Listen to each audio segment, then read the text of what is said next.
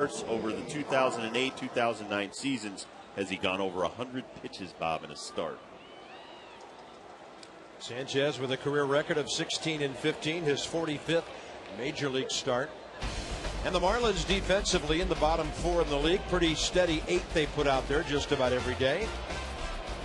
Except for Brett Carroll, who gets a start in right field tonight. Willie Harris leads off. Finally underway. Just as they said, 8:45. So a 2-hour and 35-minute rain delay. The rain has stopped and it's cooled off a bit. 76 degrees here. You could just feel the pressure building up in the air all day here. Not at all surprised that we had quite a bit of rain. Willie in the ball game last night was on base 3 times. Each time with a walk, he scored a run. And Willie Harris has now walked 48 times this year while striking out 51 times. That's strike 2, says Jim Reynolds, the home plate umpire. Reynolds in his 10th year. Chad Fairchild, Bill Welke, and crew chief Tim Welke have the bases. Marlins have gained a half game on the Phillies, who I guess on a college football day like this you would call that an upset. The Mets got 2 in the 9th as Ryan Madson becomes the latest Phillies pitcher to blow a save. David Wright hit a home run, so the Marlins are 5.5 back of the Phils. And last night Charlie Manuel used Brett Myers for a save. And I think on that shot you can see it is still drizzling here.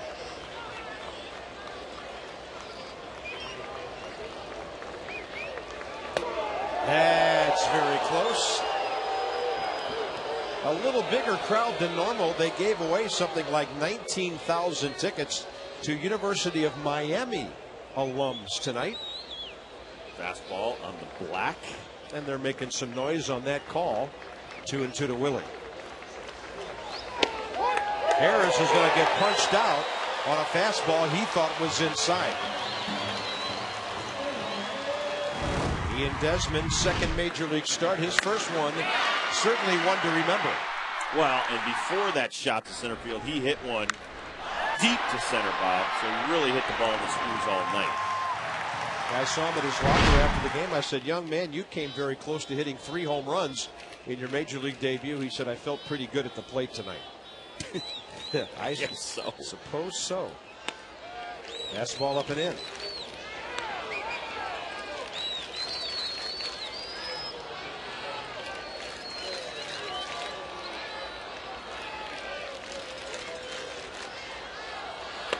"23 years of age. He'll have a birthday a week from tomorrow."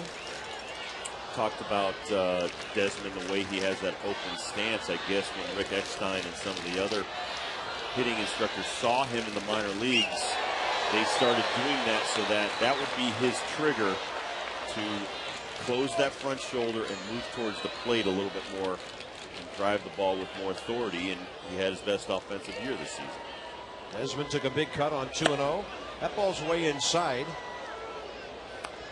Ian hit .330 with a .401 on base average at Syracuse. 5th franchise player, 2nd national to homer in his first major league game. Brandon Watson back in '05 in Houston. And Desmond is aboard with a 1-out walk. Now he shows the eye. Interesting to have him batting in the number 2 spot tonight. He was batting further down in the lineup, number 7, when he did all that damage on Thursday. Now here's Ryan Zimmerman, who homered here last night, and the next one he hits will get him up to 30.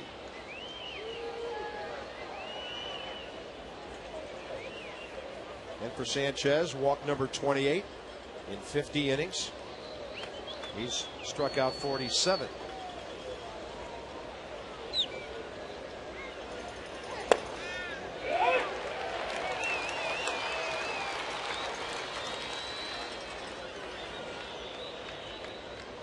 Another significant game involving a team from the East tonight was Atlanta getting 2 in the 9th at St. Louis against Ryan Franklin and beating the Cardinals 7-6.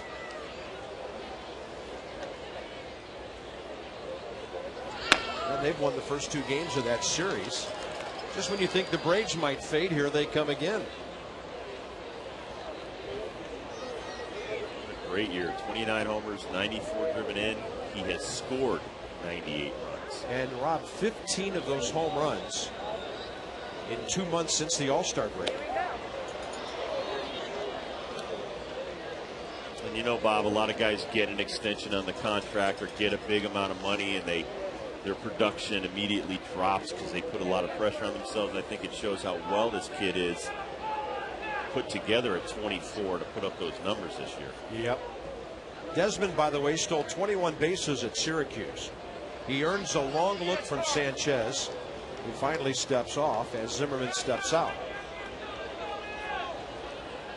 That's as much a hold the runner so the bench can see if he's going to steal. Maybe we'll pitch out on the next pitch kind of deal with the pitcher. The sign comes from the dugout. Short lead, he's holding. Fastball away, 2-1.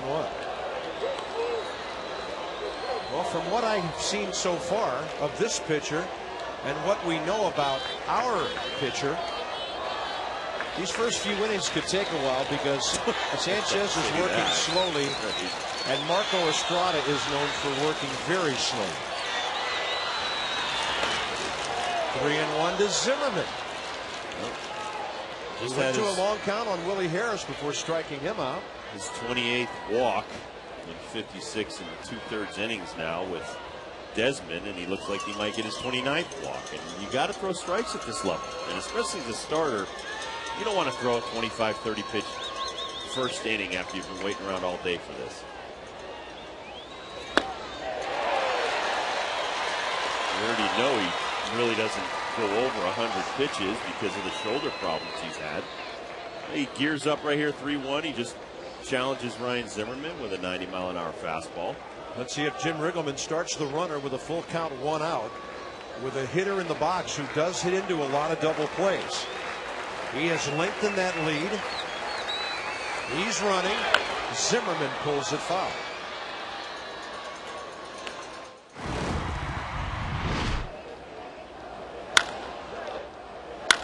That was a long home run.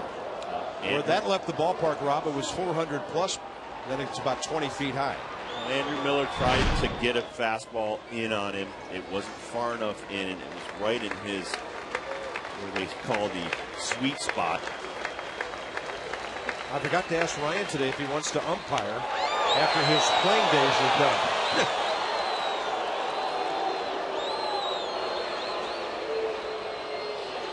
Saw that lean towards second base. Boy, that was close. A lower throw gets him. Nice tag, though, by Nick. I love when the first baseman slaps that tag down there. Desmond running. Zimmerman base hit right field. Desmond can't find the ball. Got to pick up. That's why you have to pick up your coach. Yep. That's a mistake. If he looks at third base, Pat Listach says, come on over here. And he would have been there easily. That's a tough way to give up 90 feet. And on Pat Listach's birthday of all days. Now, right here, he hits the ball behind Desmond. 3/4 of the way down towards second. You got to pick up Pat Listach. And right there, he gets deked by the middle infielder, Ugla. And I thought that he initially saw the ball hit behind him and was just going to motor over to third base. Well, rookie mistake, and here's Adam Dunn. Happy birthday, Patrick. Kobe has lots of company with him. Oh, he should already have some company. Yeah. But that's one of those things you got to learn at this level. Pick up your coaches. But that's something you should know in high school. I know you know Cookie Rojas. Uh-huh. Cookie Rojas is like Pat Corrales. They've been around the game 50, 60 years. We talked about this. A lot of common sense issues at the major leagues has not been learned by younger players. They do not know those little intricacies playing at the major league level or any professional level. There's Pat Corrales, and on his left, Tim Foley. I think that's Steve McCaddy over there, and Riggleman. First thing you need to do if you're young, listen to the older guys at the major league level. They'll help you out. 1-1 to Adam Dunn, who's homered in 2 consecutive games, and he's driven in 6 runs in his last 3 games. Sanchez still isn't ready. So Well, Adam steps out. Sanchez has gotten himself into a bind here by getting behind the hitters. We talk about that with our young pitchers. Listen, you know, the more pitches you throw, the more balls you throw, eventually you've got to pitch to contact. Wow. And on a pitch that sent John Baker scrambling, and he might have been crossed up. I think he was crossed up right there, and Adam Dunn swung at a very good moving fastball. Watch this ball start in the inner half. It's like Baker was expecting that ball to come back. And that might even hurt him a little bit, hurt the shoulder as a catcher. And you go out there just to get a breather and go, hey, dude, you're going second sign, shake it off first sign. Don't cross me up and throw a fastball like that. It's tough to catch.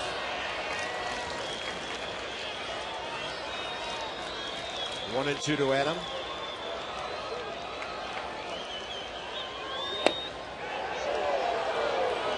Like Nick Johnson, if he doesn't swing, it's not a strike. That was a pretty good pitch, though. But when you're erratic and not around the plate, if it's a borderline or if it looks a little bit low, you're not going to get the call.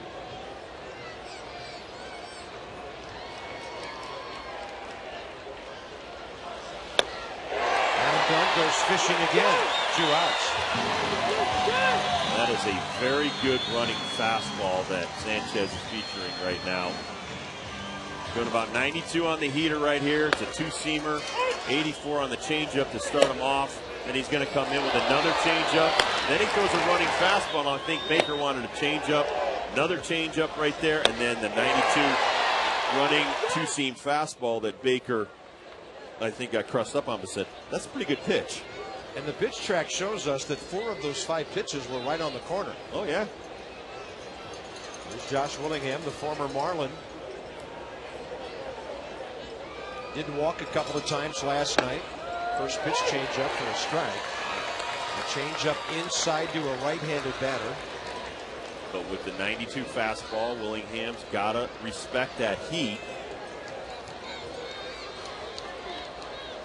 Look at that, 27 homers here at Landshark Stadium.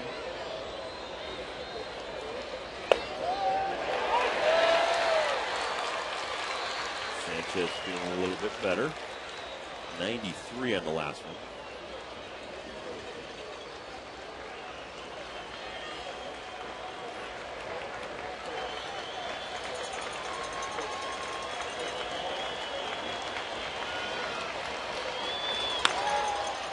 Willingham high in the air, flirting with the line. It'll be out of play.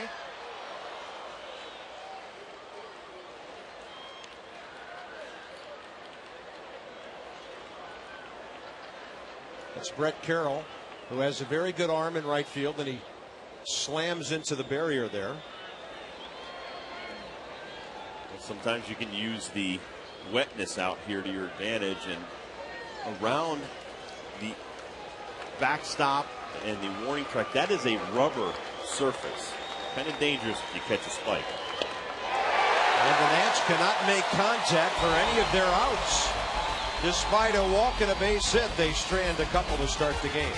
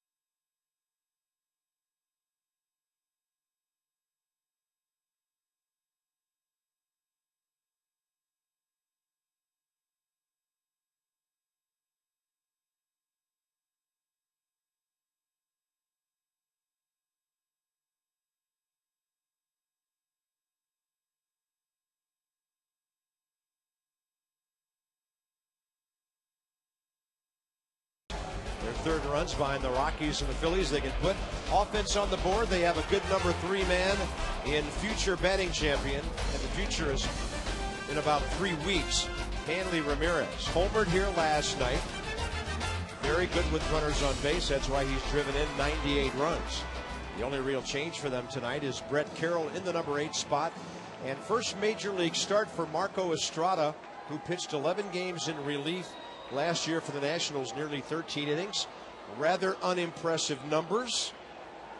He's a 3-pitch pitcher whose breaking ball and changeup are better than his fastball, according to Steve McCanny.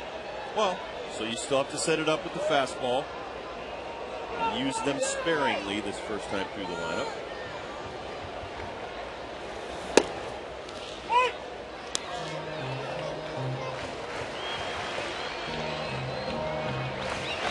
Kept Chris Coghlan off the bases last night. He was 0 for 5, and that's a big reason they limited Florida to 3 runs on 5 hits. He's been a great table setter for them with a .380 on base percentage. And I'm done. Can't get it. Base hit. Outfielders going to have a wet ball to pick up every time on hits like that tonight. Give you the PNC Bank scouting report on one Marco Estrada. He was part of that class of 2005 with Zimmerman, Justin Maxwell, Lannon, and Stammen. Marco Polo, well, he travels a lot. Vermont, he's been in the Gulf Coast League, Savannah, Hagerstown, Harrisburg, Columbus, Syracuse, and he was a Long Beach State 49er, 8-3 with a 2.4 in 18 games in college. Made all Big West his only season in college. Here's the master of getting on base, Nick Johnson.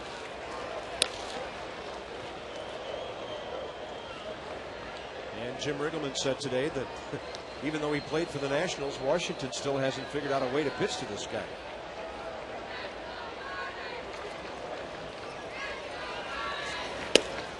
Good change up there.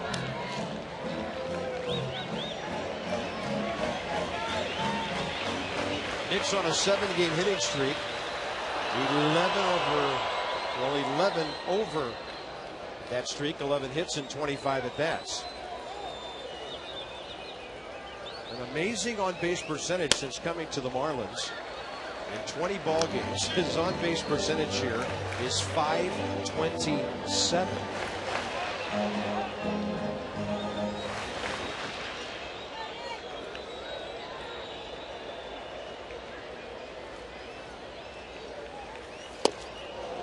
Estrada gets him to swing and miss at a pitch low.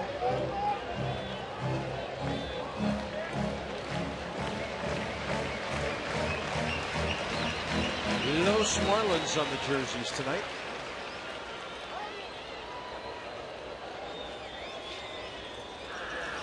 I guess tomorrow it'll say the. It's 9-5 with a 3.6 ERA in 27 games down on the farm with Syracuse. That was 25 starts.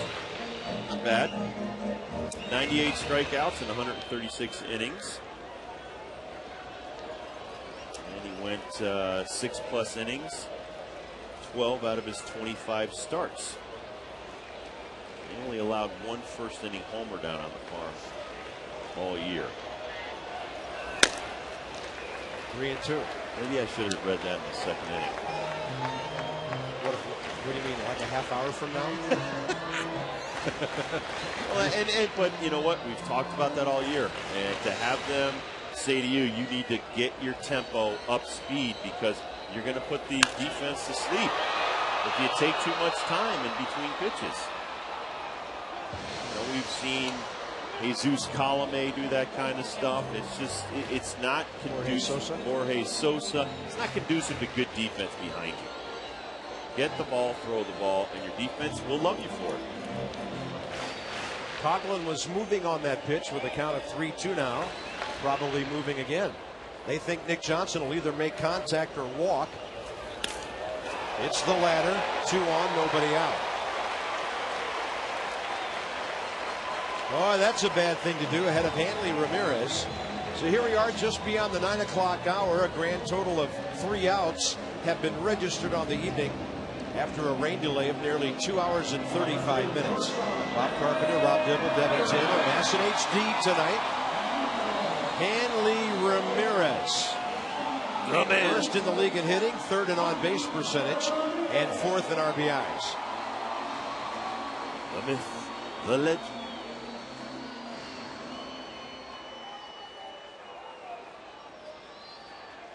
And he's only hit into 8 double plays all year. Nats pitchers thriving on the twin killing last night.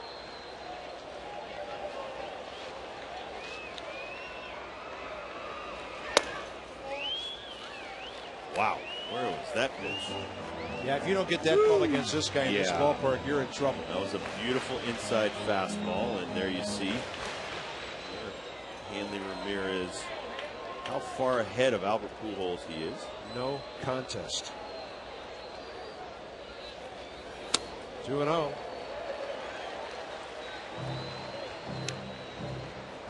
as we said, this relationship to Anibal Sanchez, you don't want to be throwing 25, 30 pitches in the first inning. You won't be around that long in the ball game.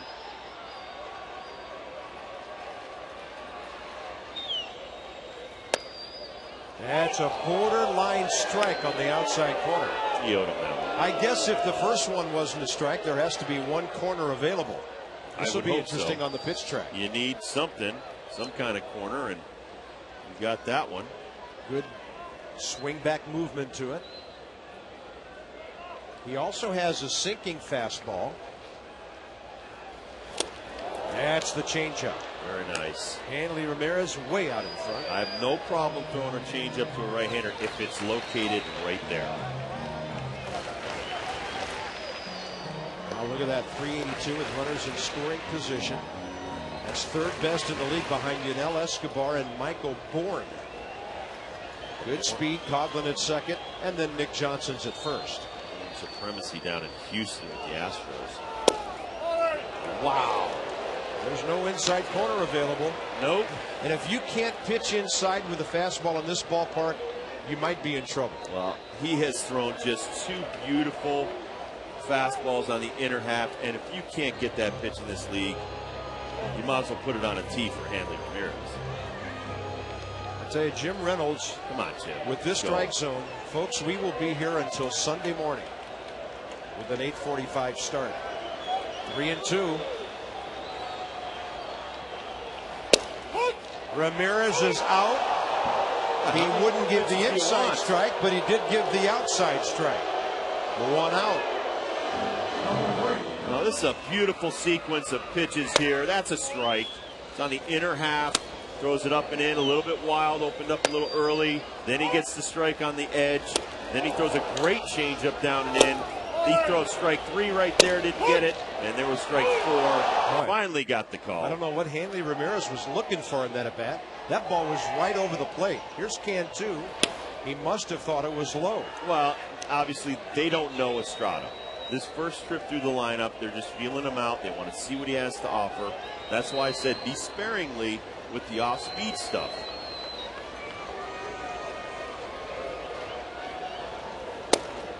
I love the location. It's knees to down, and you're not going to get hurt too often right there. So keep it right there every now and then. Be a little bit erratic, comfortably wild. Off speed, fouled off, 1-2. He's throwing the ball well. Yes, he is. Marco Estrada, 26 years of age, had a birthday July 5th. Born in the state of Sonora in Mexico. Family settled in San Fernando, California. He went to Glendale Community College and then Long Beach State. As Rob said, 1-2. Well off the plate. Counts even. I like he's pitching inside. We'll see an awful lot of that from our pitching staff. So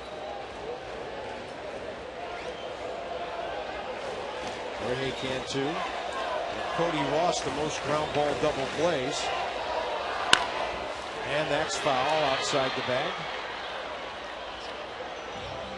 Nationals defensively, Willie Harris flanked by Willingham and Maxwell. Justin replaces Elijah Dukes, who showed up at the ballpark with a sore back. Ian Desmond and Alberto Gonzalez up the middle. Zimmerman, Dunn, and Bard.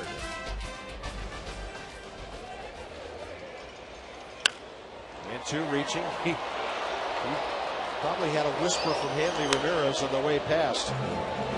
Better swing at the outside pitch.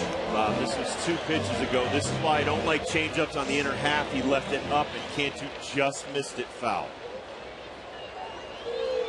You're speeding up the guy's bat when you throw a changeup like that. And it's about to be 3-0.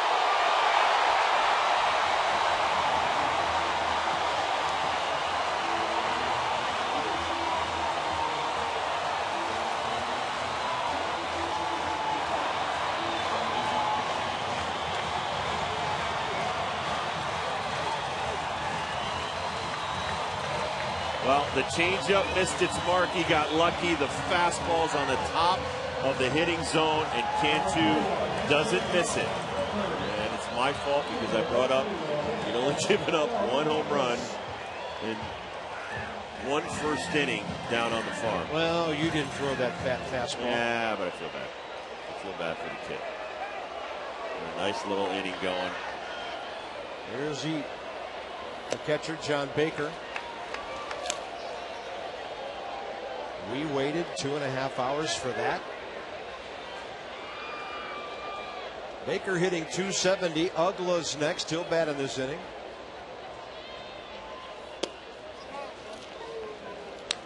Cantu made the fans happy. We're not happy, but we're not used to this much noise in this ballpark. But it usually happens here on Saturday nights. That's when they have the concerts and they get some folks in here. Nice breaking ball. He hadn't thrown too many of those yet. Broke it out right there against Baker. You know what? No problem with giving 20,000 seats away. The University of Miami band is here.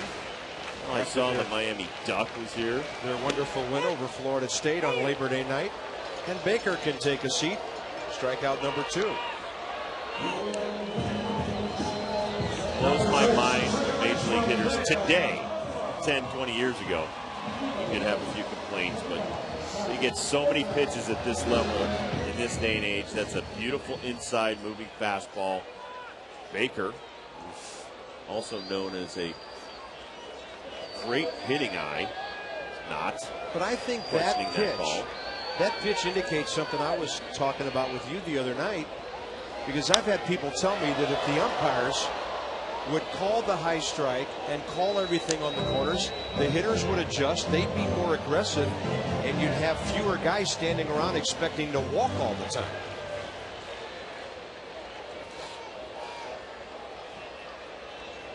Hitters want to hit. I know you always say, Rob, but yeah, sometimes guys get up there and they look like they have no interest in swinging the bat. Well, and we were watching some video from 1995 on the bus ride back from the stadium yesterday, maybe the airport, whenever we were watching it, and Greg Maddux was getting 6 to 8 inches off of each side of the plate.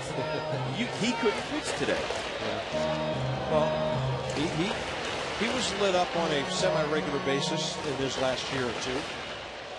And I think he saw the writing on the wall. Another called strike. There have been 6 batters retired in this game. All 6 have struck out. 3 guys have put the ball in play.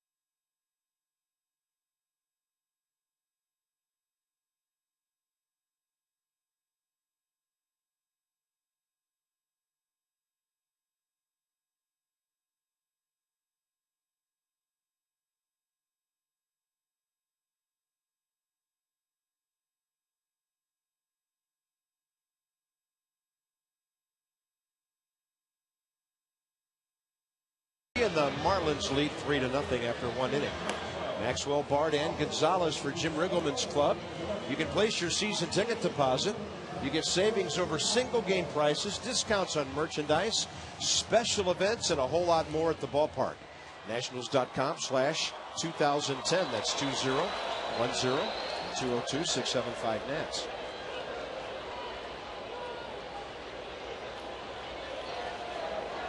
31 pitches for Estrada in the first inning. 27 from Anibal Sanchez.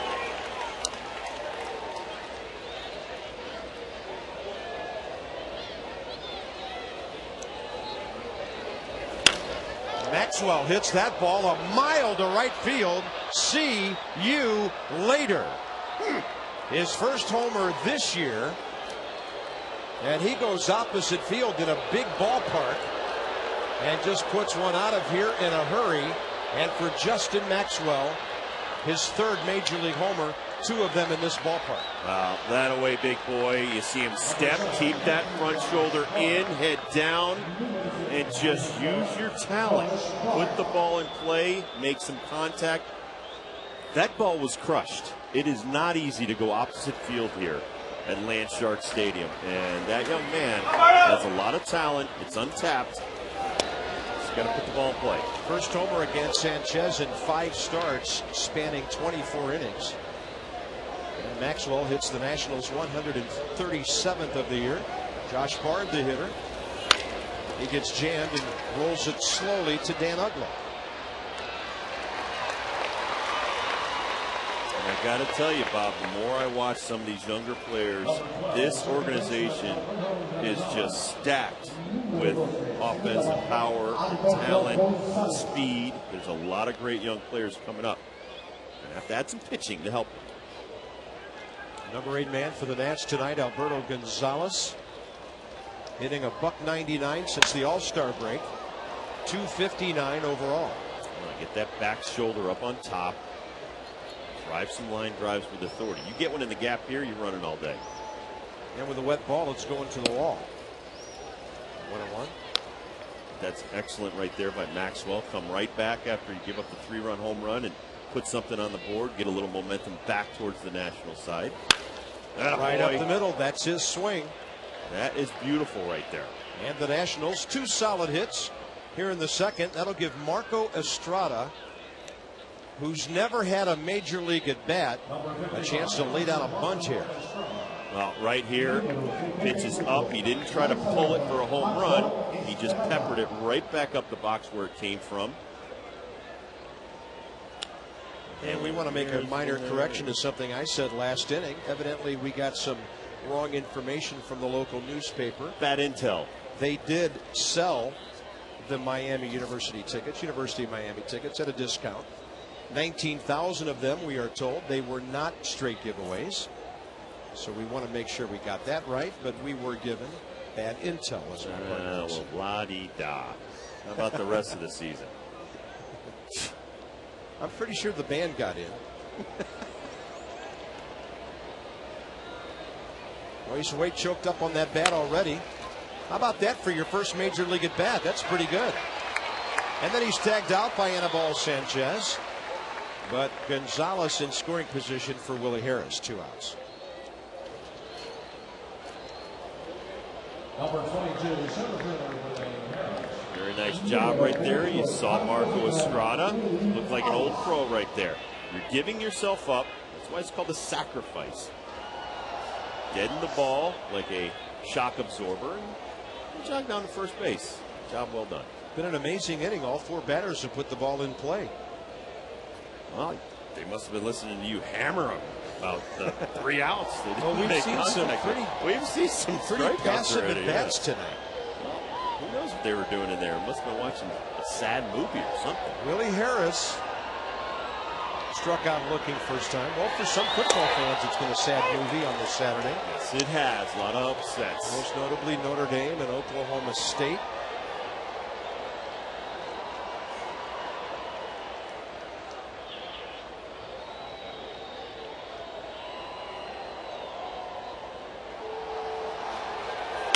Harris jammed and he fouls one away. And Willie's behind in the count, 0-2. He's had an interesting series. 3 walks, 2 strikeouts, and a pop-up. Good speed at second in Gonzalez. And a reminder, if Willie pulls the ball into right field, Brett Carroll has a very strong arm.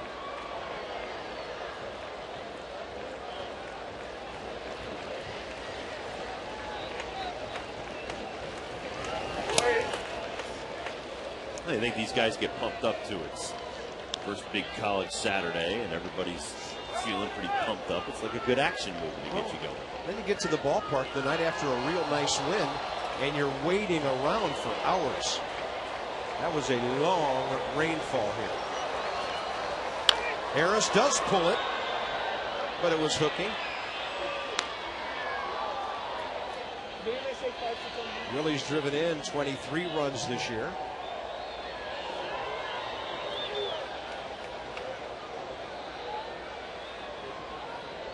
Colorado at San Diego later tonight. The Marlins start this night 6.5 back of the Rockies and 3rd in the wild card race. So they're a game closer in the division than they are in the wild card, and Harris pops it up. That ball was fair when caught, and the Nationals gone, but Justin Maxwell with a serious charge. Look how far out that one went, and the Nationals are on the board.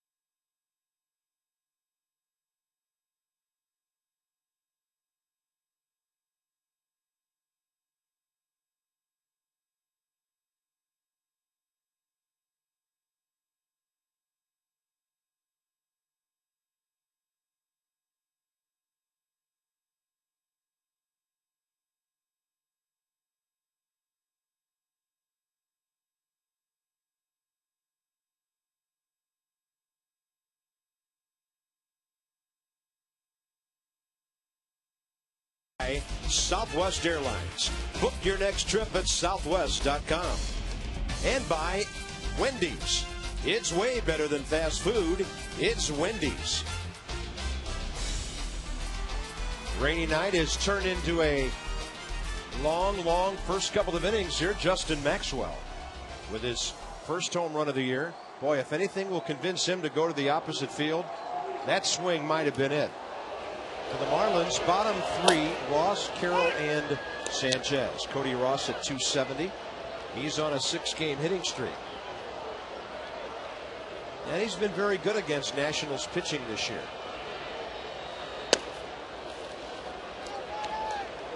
31 pitches, 20 strikes in that 3-run first inning for Marco Estrada.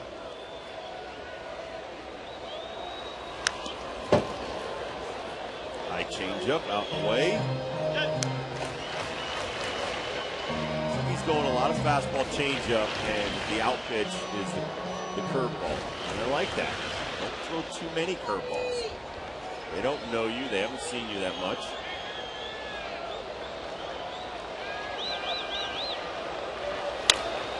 One hopper, Zimmerman to his left, from his knees, yeah, tag, and an out. What a play. Ryan Zimmerman got rid of the ball in a hurry, giving Adam Dunn time to make his adjustment. This is just a sick play. From one knee, great play by Dunn, but watch it. and enjoy that thing. He is one of the best. Next up, the number 8 man, Brett Carroll. And I can't tell you, Bob, how excited you are as a pitcher when you give up a smash like that and one of your infielders or outfielders makes an amazing play. It pumps you up. I would call that a Gold Glove play. Not to go back to the scorebook sometime in October when we've all gone home and see how many stars I have next to the number 5 position day after day after day in the book. It's got to be dozens and dozens. That's in, says Jim Reynolds, 2-1. And you can see by the back of Zimmerman's glove, it is still muddy out there in the infield. High in the air, right side. Adam Dunn was ready to call for the fair catch, but Gonzalez called him off. Nationals fans, never been easier to head for a ball game. StubHub.com, official fan-to-fan ticket marketplace of the Washington Nationals. Chris Volstad for the Marlins tomorrow. Masson 2 at 1 o'clock. John Lannon tries to get things back on the right track. A day off Monday, on to Philly for 3, and then 3 next weekend in New York. It's quite a battle between the Phils and the Mets today. David Wright, a 2-run homer in the top of the 9th against Ryan Madson. There's that curveball. Sanchez 0 for 14 this year. 5 for 77 career with a couple of RBIs. And he's 0 for his last 32. Taking care of business at the bottom of the order. Ian Desmond leads off, top of the 3rd. Zimmerman and Dunn to follow.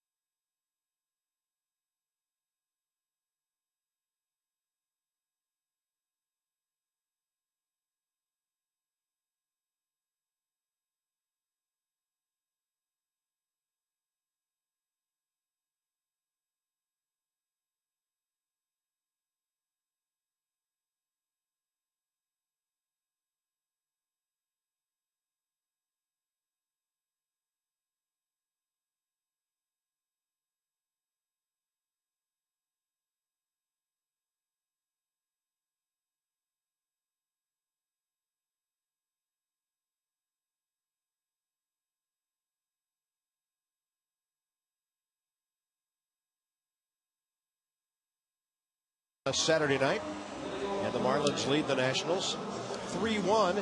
And if you're a college student, you get 50% off during the month of September for games at Nationals Park Mondays through Thursdays. Just bring your valid ID, purchase a ticket priced at $10 or more, and it's half off. Check out the Fan Value Corner at Nationals.com or call 202-675-NATS for details. And if you're in the band, come on by.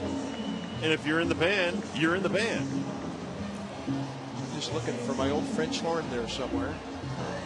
Many Christmas. You played the French horn? Yes, I did. Well, nobody else wanted to. Isn't that the one where you stick your hand inside the horn Well, when you're blowing? not that far. Oh, well. You can mute it by doing that. Wow, wow, wow, wow, wow. Each pitcher with 40 or more offerings in the first 2 innings.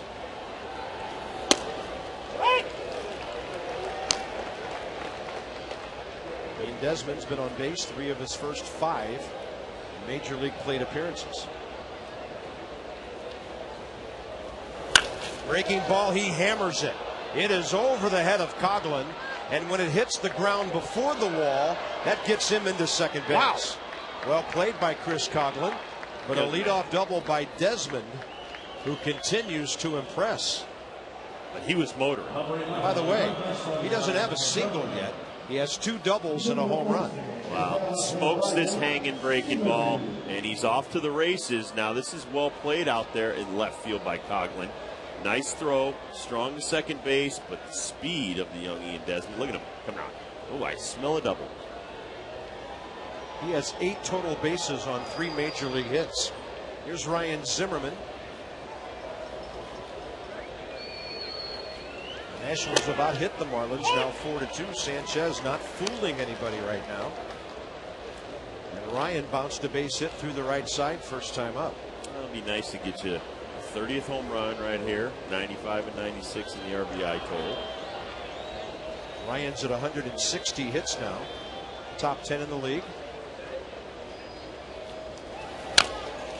And a chopper third base way will spin to the left and foul. And Pat Listash is talking to him about where that ball went right in front of him. You either make sure Cantu throws it to first or you stay at second. Did Pat tell you which birthday this is? No, but I think you can probably figure it out. We can look. Yeah. He cannot be older than me, so he's got to be about 43. Some of the coaches are going, he's 47, 48. He's not that old. He was rookie of the year in 92, wasn't he? You know what the bio says about Pat Listash? What? Third base coach. Evidently the coaches don't want their ages in the book. That's okay. Zimmerman strikes out on a hard one away. And that's 4 strikeouts for Anibal Sanchez. Number 44. Adam Dunn got one of the shortest home runs you can get in this ballpark last night. And I asked him, I said, do you think you got it when you hit? He goes, come on, no way. So he is one of the most honest guys you'll ever meet. Yeah.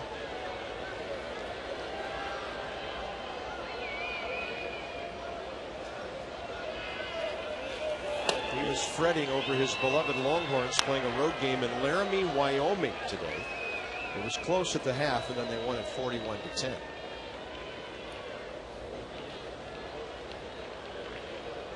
Struck out for the 159th time back in the first. A little squirter to the left side. If Cantu gets it, it's an out. He does. He had to cut that ball off because Hanley Ramirez was playing so deep. Dunn might have beaten it out had it gone that far. And if they had their normal shift on, Cantu would have been on the right side of the infield, but because there's a runner on second, Cantu stays at home, and he's able to make this play. It's a cue shot on the changeup off the end of the bat by Adam. Well played. Desmond at third, 2 outs for Josh Willingham. And Josh is due. He's 11 for his last 70. So he thought he'd attack early in the count this time. And he got another straight changeup. After taking strike 1 down the middle last time up. When things are going bad, you swing at the nasty pitches, and then the mistakes they make, you can't pull the trigger. And that's why it's so important and imperative to work ahead at this level. Put the hitters on the defensive, you get in their head, you have the advantage. But in this ballpark, Josh is always one fly ball away from his next home run. That's low and away. 22 on the year. Zimmerman, Dunn, and Willingham all in the 20s, obviously. Dunn way over that, of course. And the last time the Nats had a trio was in 06. Alfonso Soriano, Nick Johnson, and Ryan Zimmerman.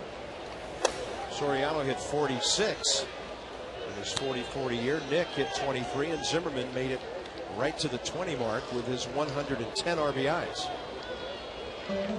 Nats looking for that 2-out hit. Well, and I was talking to some of the front office people for the Marlins, and they're still a little bit dismayed and upset that they lost Willingham. They still love him here. Oh, yeah. know that he's a very special young man. We've talked about him all year. Well, if Scott Olson was healthy, that deal sure would look even better than it does now. Bonifacio, an early contributor to the Marlins, but not much lately. He started quick, but he faded. Hey, there's Emilio.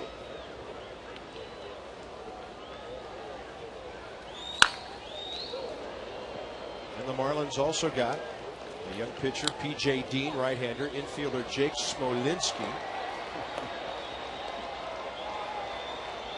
And I know it's been a very frustrating year for Scott Olson.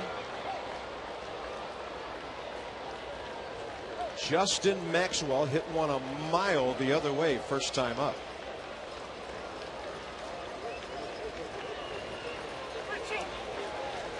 Olson only able to start 11 games this year and a 2-4 record. 3-2 to Josh.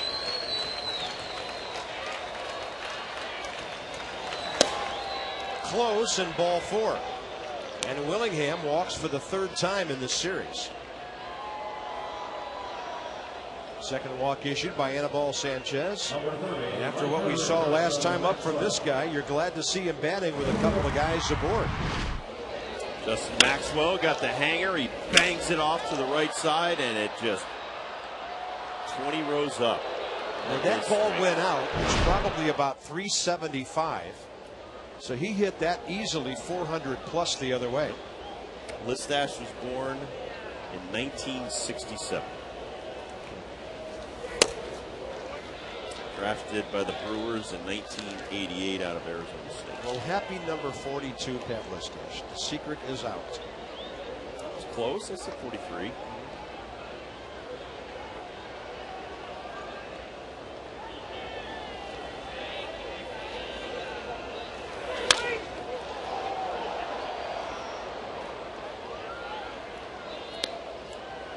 One to Maxwell, who's shown some signs of life with that bat. Had a 3-hit game on the homestand.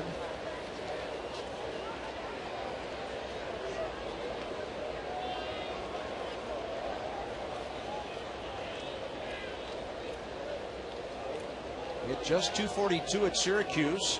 13 homers, 42 RBIs. Struck out a lot. I know the Nats were not pleased with the 136 strikeouts. Within 5 games on the homestand, he did some damage. And he's hit his first home run here since '07.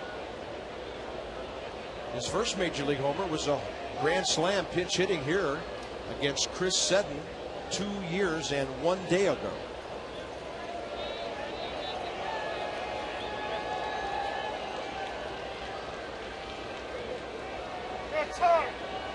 Sanchez taking forever. Maxwell asking for time, getting it from Jim Reynolds.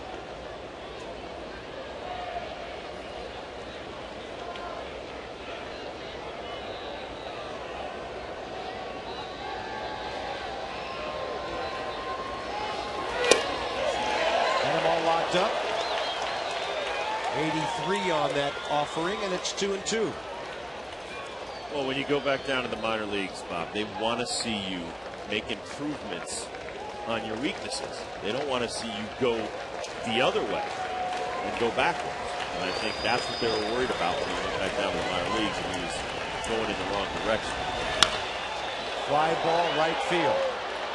And the That's Nats trouble. continue to not get hits with runners in scoring position tonight.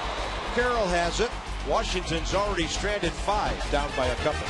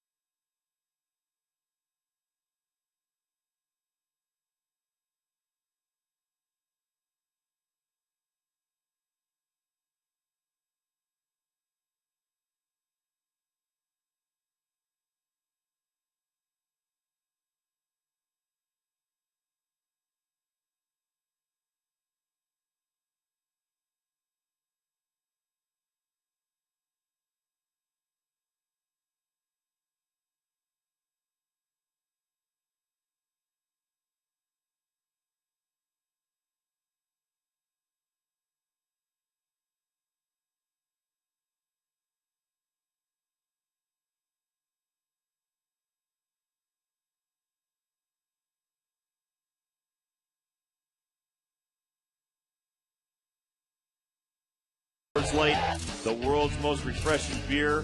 Let's break down this with the freeze cam on the shot. Ryan Zimmerman at third off of one knee after the great catch. Marco Estrada recognizes talent when he sees it. We hope the Gold Glove voters do as well. Coghlan, Johnson, and Ramirez top of the order for the Marlins. Bottom three. On a Cantu homer, a 3-1 Florida lead. And as usual, when they score runs early, Chris Coghlan got the inning started with a base hit.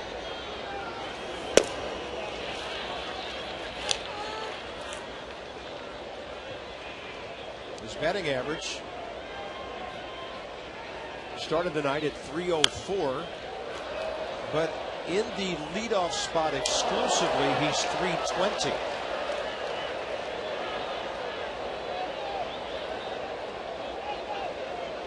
.370 this month, better than anybody in the National League. Well, he had 47 hits in the month of August, which is just crazy.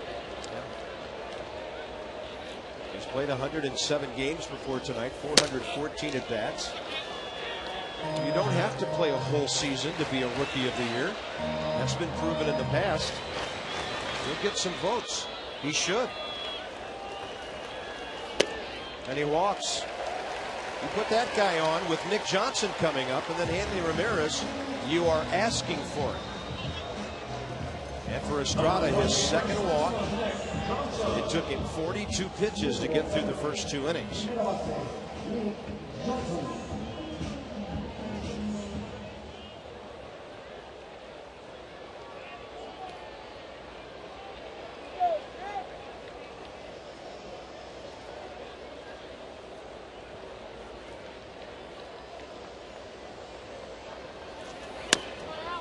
First pitch changeup to Nick Johnson. Marco Estrada, by the way, the 30th pitcher, 30th used by the Nats this year. The Marlins, 27.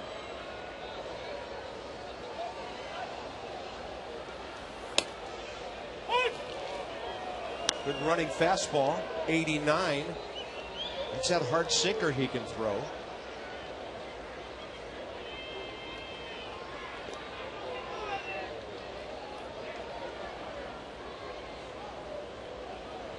Hitter gets ready. He's ready.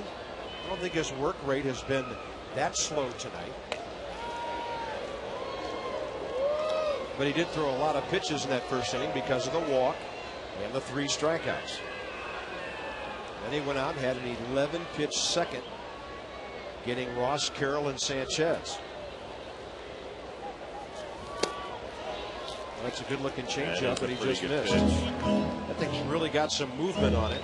Well, and remember, not just the Marlins hitters that don't really know Marco Estrada. It's Jim Reynolds, so he's learning him as he goes. He's going to miss a couple of pitches here and there. Opened up a little early.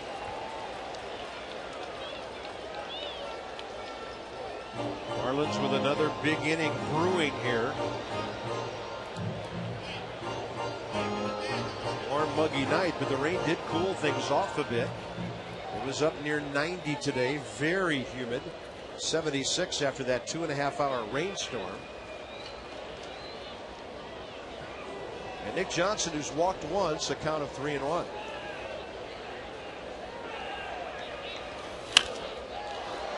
the plate, left side.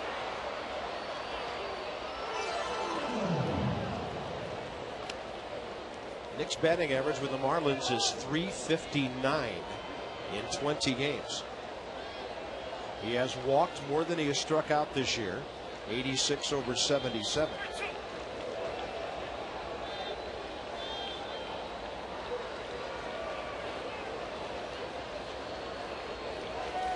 Runner going, ball 4. It'll be Marco Estrada and Hanley Ramirez, Debbie Taylor. That's right, Bob. And Marco faced Hanley last year as a reliever, got him out, struck him out earlier tonight. And here are his thoughts on facing the league's top hitter. He's obviously a very good hitter. But you just go out there and try to make your pitches. I'm not going to think about who's hitting, who's up against me. It doesn't matter. Just if you go up and make your pitches, you should be okay. Pitching coach Steve McCatty told me, too, that Marco has good stuff, and the key is for him to trust his stuff, Bob. Well, there's no doubt about the fact that his fastball moves, his changeup moves. He has a good breaking ball. Steve McCatty Rob, makes an appearance right now. We should revisit this for the folks out there.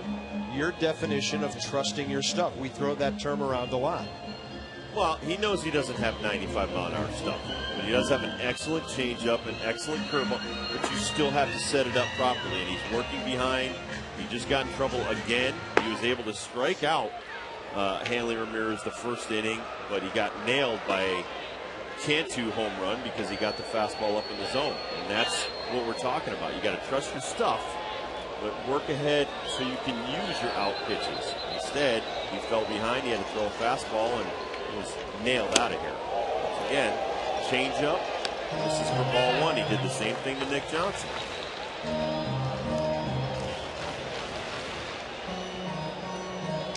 And I think Hanley Ramirez was really feeling him out the first at bat.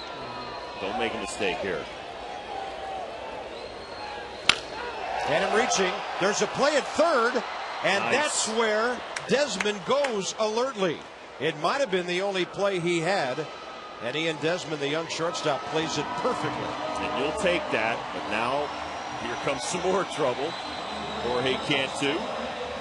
Well, he only has 15 home runs on the year. This guy can hurt you in a big way, and Hanley Ramirez right there kind of escaped the bullet. 1-0 pitch. He grounds it to Desmond. Desmond alertly throws it over to Ryan Zimmerman, and at least you get the out. Cut off the lead runner. I think Hanley Ramirez swinging at that pitch is a direct result of his first inning at bat. And everything near the outside corner was called a strike. I hate that changeup first pitch stuff. Throw a strike. Get ahead. And 3-run homer first time.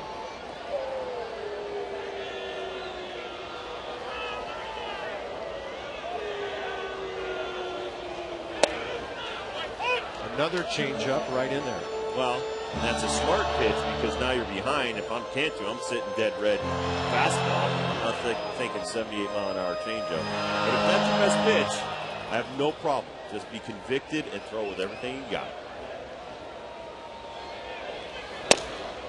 Anthony's 89. 1 ball and 2 strikes. Might have been a little low, and that's what I think Cantu's thinking, but he's been hitting that spot, and so Jim Reynolds says, yeah, I'll give you that. Josh Bard pulling that mid up just a few inches. And the breaking ball on the count's even.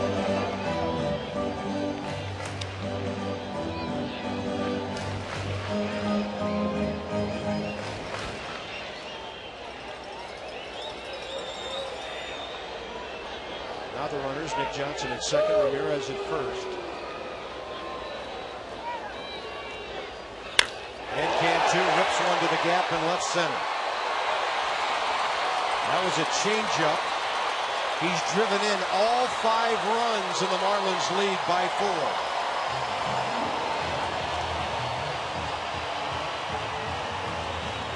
And those RBIs a direct result of the 2 walks.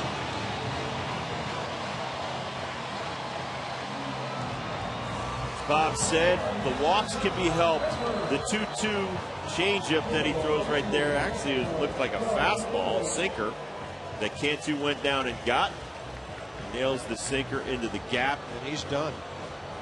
That's going to be all she wrote for Mr. Estrada. 2 1/3 innings. 7 outs. And here in the 3rd inning with the Marlins on top by 4, it is Saul Rivera.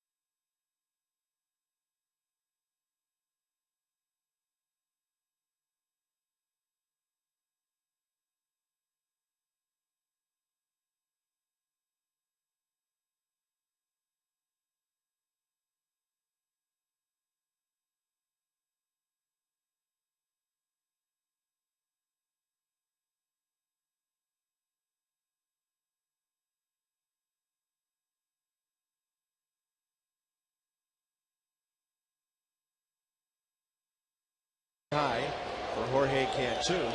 He's out of the game, and Saul Rivera in to face John Baker.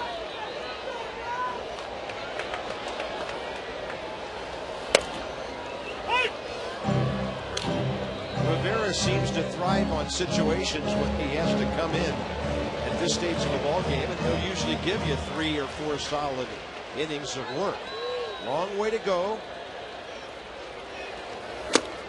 And he goes upstairs and gets one by Baker.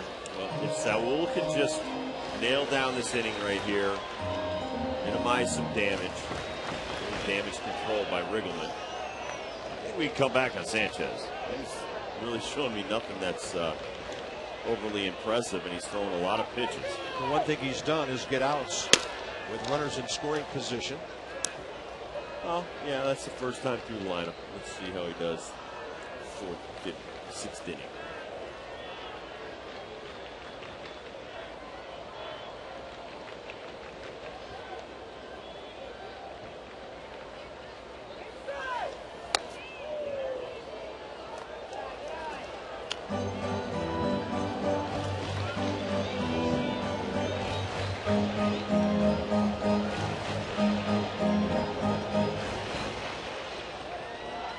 This 28-year-old catcher's been a nice find for the Marlins, who got him in a trade with Oakland back in '07.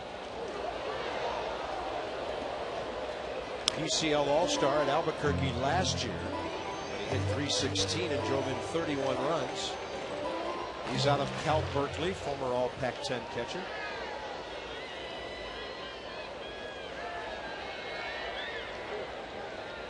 And a 2-2 count. Little chopper. Rivera looks the runner back to second. On to Adam Dunn for the second out. Nicely done.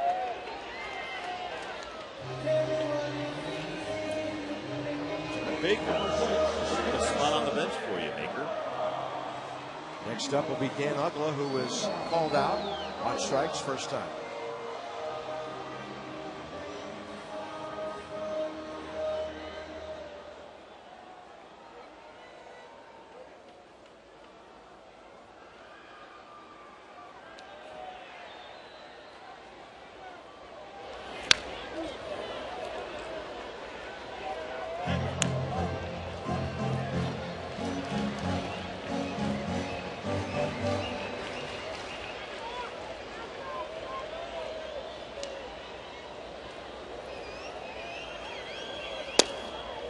Nice breaking ball.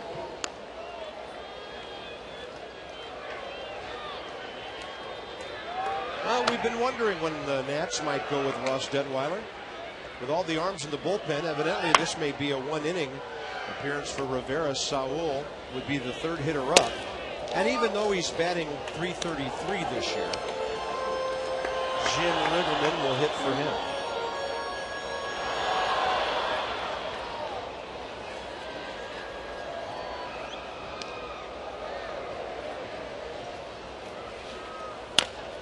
Right over the mound, charging hard, Desmond. Bare hand, can't make the play. They got the runner trapped. Safe back at 3rd. If Gonzalez would have wheeled and fired immediately, they would have had Cantu, who had really rounded the bag and had designs on going home after Ian Desmond couldn't pick up that ball. Well, I'm impressed by Gonzalez, though, backing up the play. Did a great job. Desmond overruns the play. Only had one play on Uggla with the bare hand, and Gonzo backing up right there. Almost gets Cantu. Did you see that Gonzalez picked the ball up? He thought he was going to be throwing home. Right, but that was an excellent heads-up play by Gonzo. Sure was. Here's Cody Ross. And Rivera with a slider for a strike. It's a base hit, of course, all the way for Uggla. Okay, let's get Babe Ross out here. He's been a slugger against the Nats on several occasions. Clutch. Big home runs.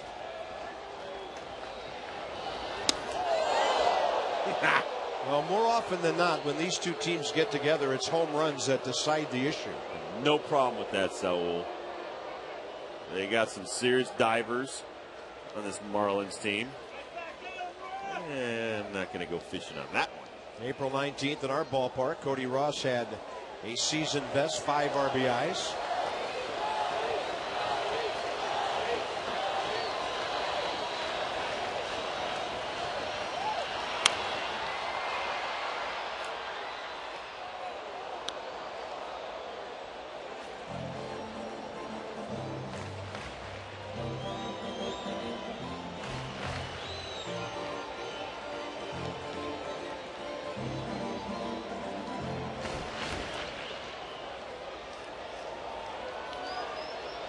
One ball and 2 strikes to a dangerous right-handed hitter. But aren't they all when the Nats play this ball club? Marlins have beaten Washington 11 of 16 times this year. And the Nats have won 5 of the last 7, but only 1 game here all year. Ross gets jammed and a pop-up over by the dugout. Bard goes sliding, couldn't get there.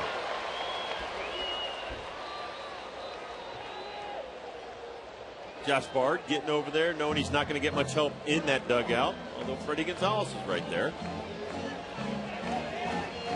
As I said before, there's rubber. It's not dirt. It's like a rubber surface all the way around the outside of the grass. It's not easy to run on it or slide on it. There you go. It's like hitting a big old pencil eraser and you come to a stop. And a 2-2.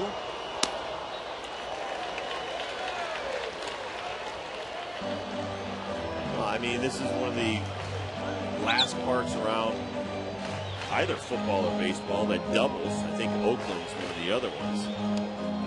This is a baseball field and also a football field. Yeah, Minnesota's about to replace theirs. And aren't they going in Minnesota to a non-domed? No roof. 3-2 pitch, and Cody Ross fouls it. What? April. Are you kidding? April in Minnesota is going to be a lot of fun next year. April's a bit chilly in Minnesota and September. Wow. If they go to October and into November. Yeah, that could be ugly.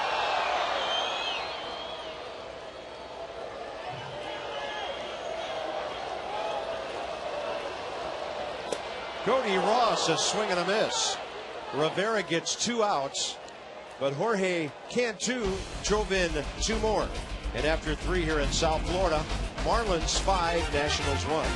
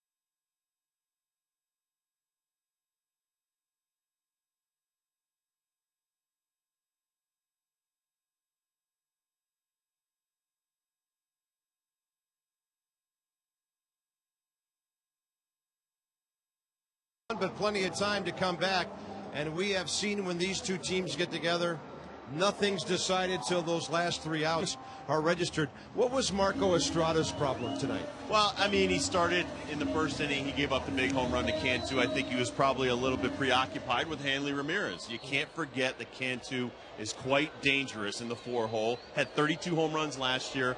He's hit a couple of home runs against us already this year. And so you can't concentrate so much on one guy you forget the other guy. Once again, he gets Hanley Ramirez to ground out on a fielder's choice shortstop over to third base. Cantu comes up in another situation, and he clears the bases again.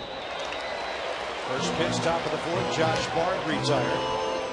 He's 0 for 2, thrown out both times by Ugla.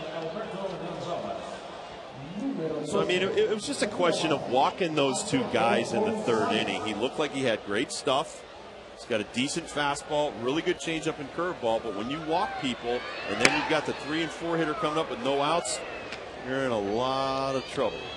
It appears the Nats will hit for Saul Rivera and bring in Ross Detweiler. Looks like Jesus Flores has gone to the on-deck circle.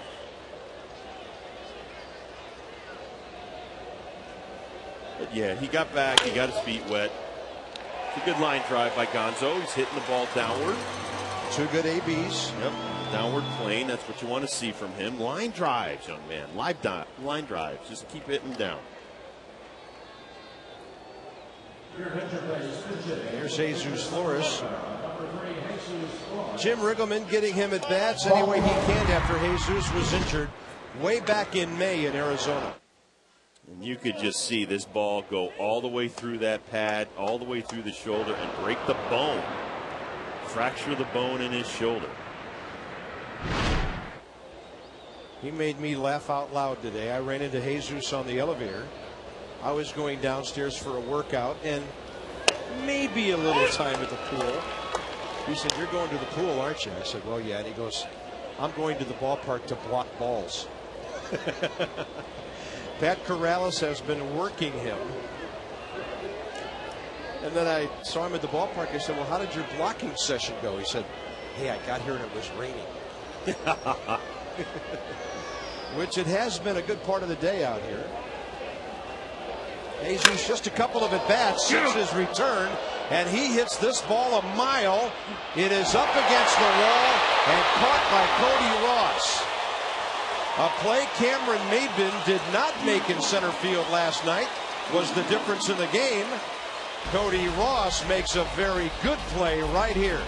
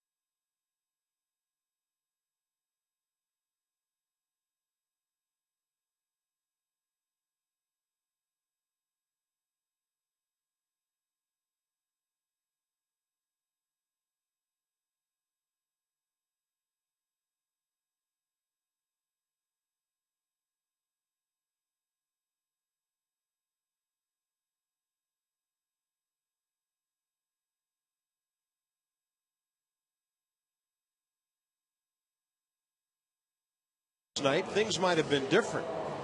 He just never stopped, and this is by far the best at bat Jesus Flores has had since he's come back. Well, he says it doesn't hurt his shoulder to swing the bat, and that's a great thing.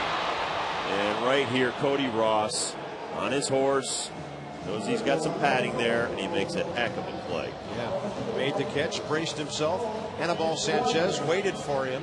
Oh, thank you. the Nats are done. Bottom of the fourth, it's Carroll, Sanchez, and Coghlan as Ross Detweiler makes an appearance now. Recalled on Tuesday from Syracuse. 4-2, 3.10 ERA, and 10 starts with the Chiefs. 10 starts with the Nationals before being sent back down there July 12th. He was 0-5 with a 6.40 ERA. Former #1 draft choice, 6th overall just 2 years ago, out of Missouri State.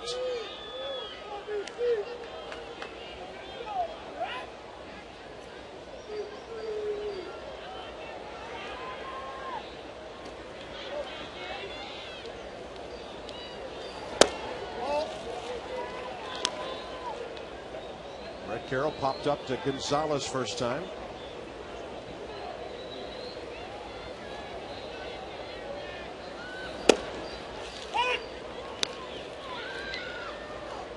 Okay, so you have a guy who's been a starter working out of the bullpen in September, an inning here, an inning there. What's the big difference, Rob? For him, preparation. You know, he's used to every 5th day getting himself ready. He's got plenty of time before the game. Well, now, if you have to get ready, you got to get ready on 15 pitches or less. Get up to speed, and I mean top-end speed, throwing strikes quickly. But he's going to be a lot stronger than a normal reliever because he's got a great arm. He throws in the mid-90s, low 90s, great curveball. For him, I think this will be good for him. I think like Phil Hughes with the New York Yankees, they might have rushed him to the big leagues a little early, but out of the bullpen, Hughes has learned to have that killer instinct. What I mean is it's a little bit meaner, tougher world in the reliever world because you have to throw strikes. Now. Right now. Yeah. Immediately. You come in entering the game, and the game is in a pressure situation. You have to shut things down. 3 balls in a row to the pitcher. Uzo for his last 32.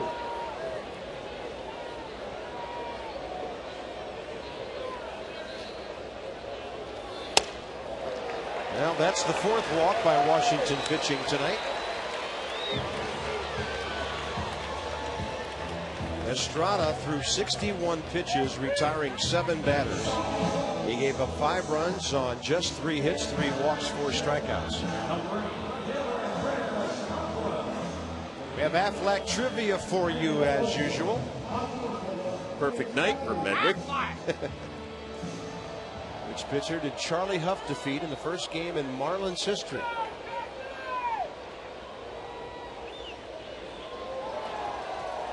I'm going to say Avery.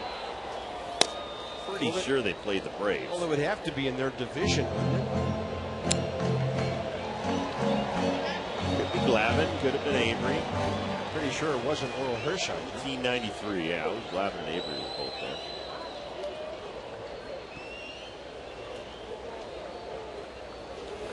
I have no idea, and to go thumbing through the Marlins media guide makes it way too easy. Yeah. 1 on, 1 out. Coghlan the hitter. You've been a good guess. On base twice. You said Avery? I said Avery. I'll take Glavine.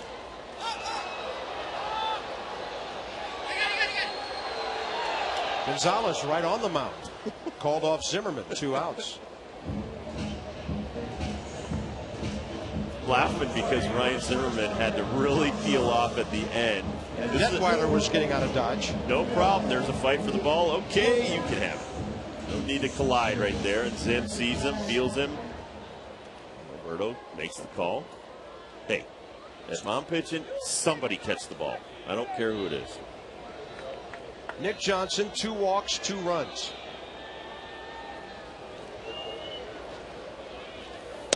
Funny, Jim Riggleman said today, as I mentioned earlier, the Nats haven't figured out how to get him out.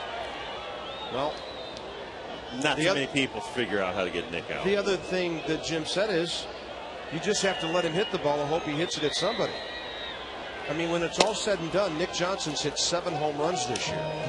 You're better off letting him hit the ball than you are walking it. And you're better off coming straight down Broadway against Nick, because if you throw it outside, he's going to smoke it in the left. You throw it inside, he's going to try to pull it. It's a huge ballpark. Throw it down Broadway. Just a little bit low. You know, I just had a thought about that trivia question. If it was the Dodgers, it was probably Hershiser. Yeah, the East has 5 teams. Somebody was not playing in the division. Why would Hershiser even be on that list? And they're an expansion team.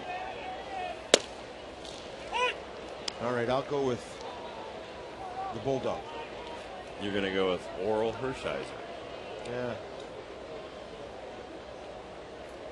Would have been Pedro.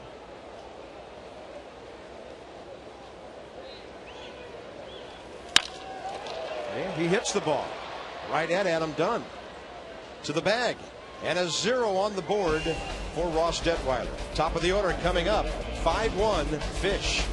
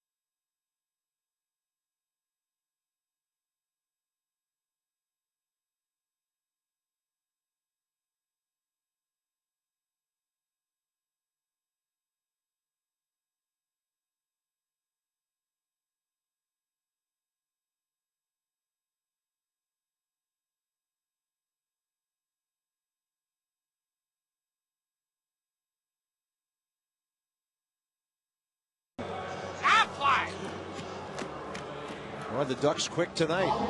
Who did Charlie Huff defeat first game in the history of the Marlins? Is it a Met or a Dodger? It was a Dodger. I had intel. I had some help with that. Brutal.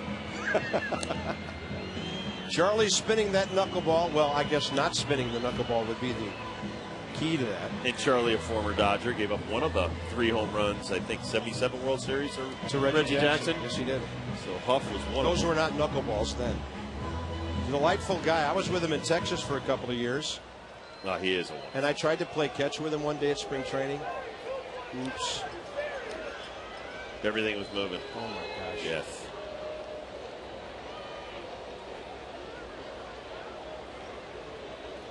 Willie Harris 0 for 2. Called third strike, a pop-up. And for some reason, the Marlins opened up against the Dodgers in each of their first 3 seasons, 93, 4, and 5. And the opening day catcher for that Marlins team, Benito Santiago, was here in this booth. Saw him tonight. What a good catcher he was. Still looks in great shape.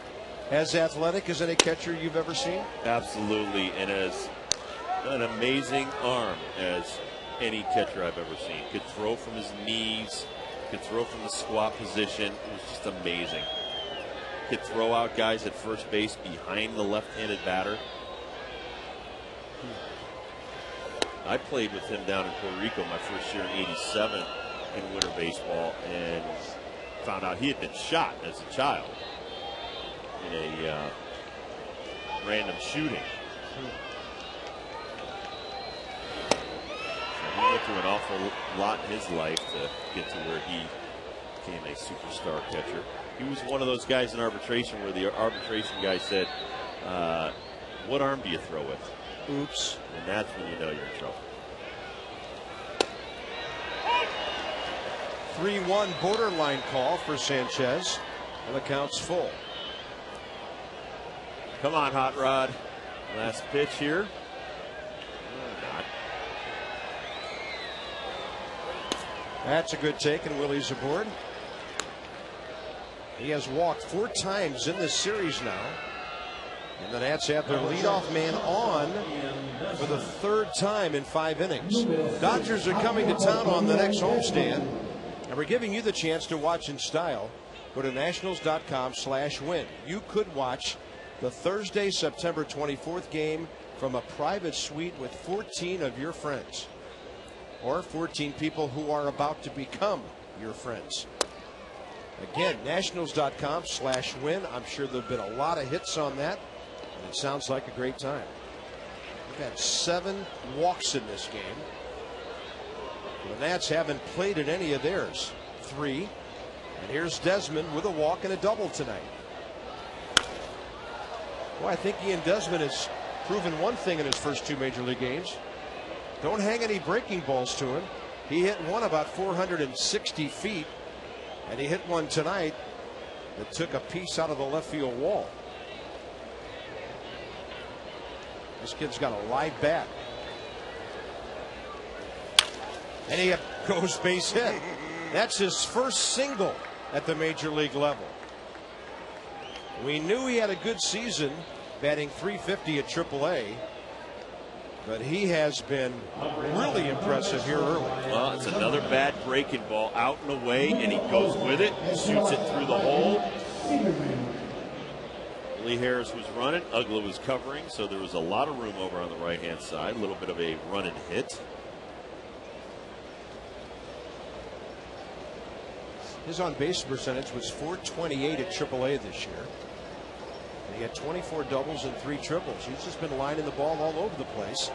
Great table setter tonight. Here's Zimmerman. And with one swing, the Nats could be right back at the Marlins.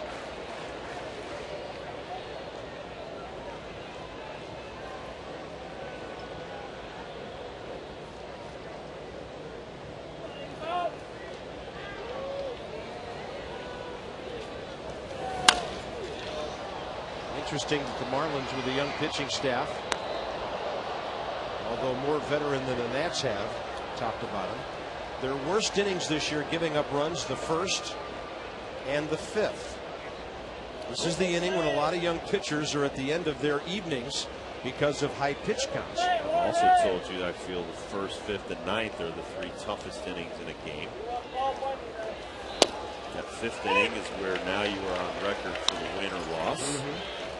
Well, and here's Sanchez tonight. He's retired 12 batters, but he's already thrown 75 pitches. That was a good one to Zimmerman. First inning you come out, you might not be loose. Might have had a bad warm-up. Anything could happen in that first inning. Marco Estrada, 3-run homer. Zimmerman bounces a double play ball. Desmond tried to take out Uggla. He did, but Dan Uggla made a fine relay. And they get up looking at each other with respect. That was clean. Good, clean, hard baseball. 2 outs. Here's a look at Ian Desmond right here. He's coming in hard. It's the way to impress people, and he basically takes out Uggla. Uggla ends up squishing Desmond. He's a lot bigger. No harm, no foul. And a rally-killing ground ball unless Adam Dunn does something to keep this inning going and get the Nats on the board. A high strike. Adam has struck out and then squibbed one off the end of the bat over to third.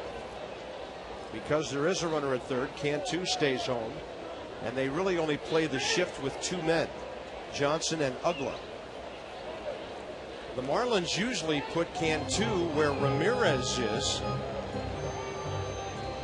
or rather Hanley Ramirez stays where he is, and then Cantu goes out to almost where the second base umpire is. They play one of the most unique shifts on Adam Dunn of anybody, and there's right-hander Tim Wood. 77 pitches, and we've told you he doesn't go over 100 that often. 5 times in 21 starts over 2 years. He's had shoulder surgery. 25 years old, often injured.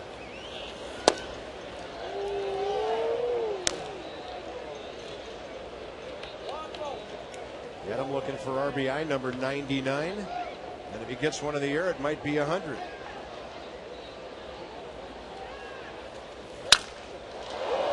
Looking bad. Out. Ball hooked foul, so did the bat barrel.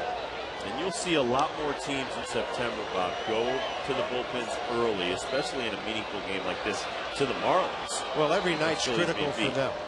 They have 11 guys in their bullpen right here off the end of the bat.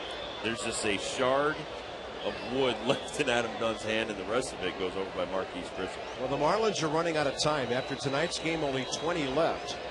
They're 6.5 behind Colorado. Possibly 5 behind the Phillies at the end of the night if they win here. After the Phillies blew yet another 9th inning lead. That might have been his best pitch of the night, speed-wise, 95 miles an hour. And to a hitter who's not 6'6", that's strike 3. 2-2 to Dunn. Target in. Way in there, ball 3. Wow. The Marlins do have a home remaining with the Phillies. And as we mentioned last night, they will finish the season there. Last pitch is on the inside black, a beautiful pitch. Does not get the call by Reynolds. 3-2 now. Nor was Estrada earlier in the ball game. Adam Dunn with an RBI base hit to right center. It's going to the wall. He hit it so hard it's not able to be cut off by Carroll. And Adam Dunn has a double for RBI number 99. 5-2 ball game. Well struck by Haas.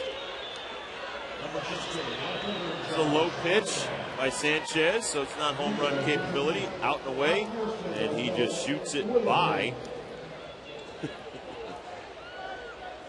everybody. Diving Brett Carroll out there in the outfield. We said it was wet. Yeah. It kind of slowed it down. That ball was a shot. And the Nats now make the Marlins pay for a leadoff walk. So in this game tonight, 3 runners who have scored the direct result of walks. Really 3 by the Marlins and 1 by the Nats. I'm sure Mark Wiley right now is reminding him, listen, this guy, you throw an inside fastball and he'll light you up. You got 2 outs, first base open. Be careful.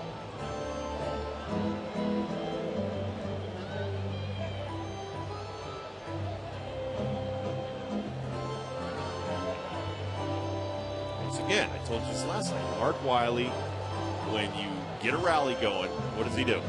He runs right out there. And then he stands there. Didn't even look like he was talking. Now, I think he's just trying to stop the rally and stop the momentum. haven't we always contended that after the pitching coach comes out, it's always first pitch fastball? Let's see. Good fastball hitter. Josh 0 for 1 with a walk. Fastball up and in. It started Josh off with 2 changeups in the first 2 at-bats that time. As you said, nice hard changeup. I mean, nice hard fastball. Willingham hunting RBI number 60.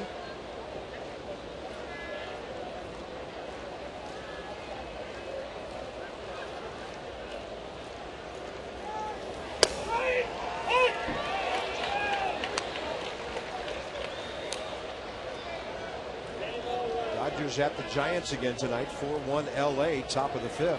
And the Rockies are underway at San Diego and just gave up 2 to the Padres, bottom first.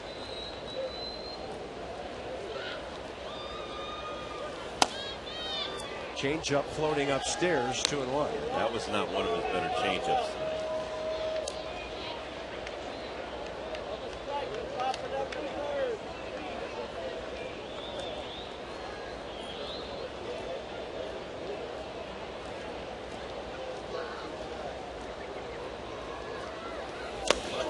That one short hops the catcher. He tried to do another backdoor sinker, but now he's trying to help it. He's trying to aim a little bit.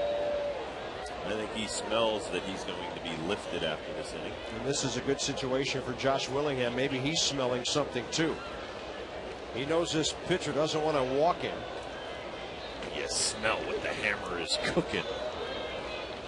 3-1 count. Nats down by 3, making some noise here in the 5th inning.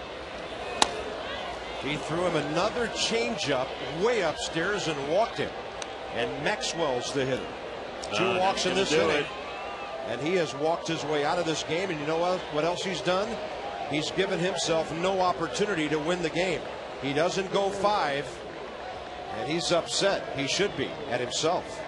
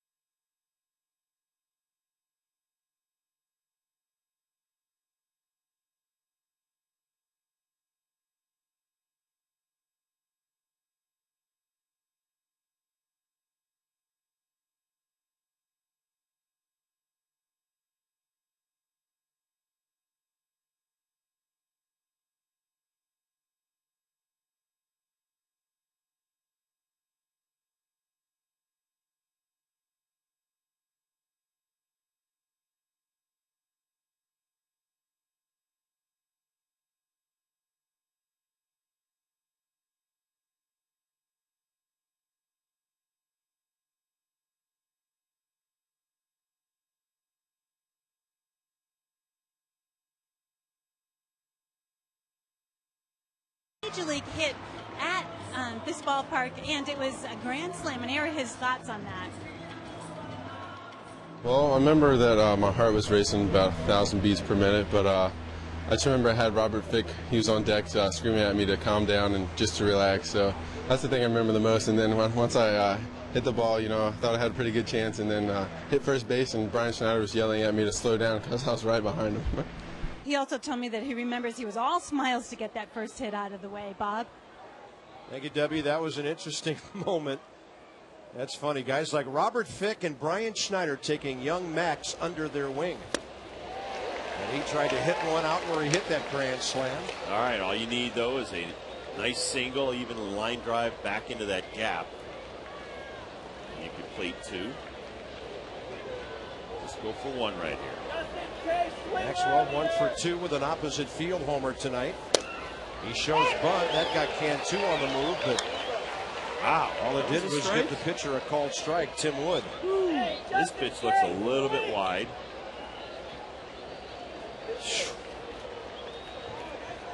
And normally when a catcher sets up inside and has to reach back across the plate for a pitch, it's not called a strike.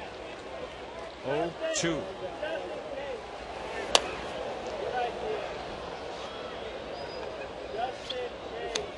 Two walks, 2 hits in the inning, 1 run home. Adam Dunn got the Nats off the offer, and the runners in scoring position department tonight.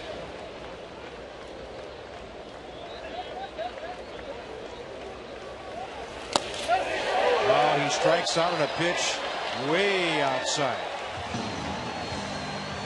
The double play really hurt the rally. The strikeout ends the rally, and the Nationals settle for 1.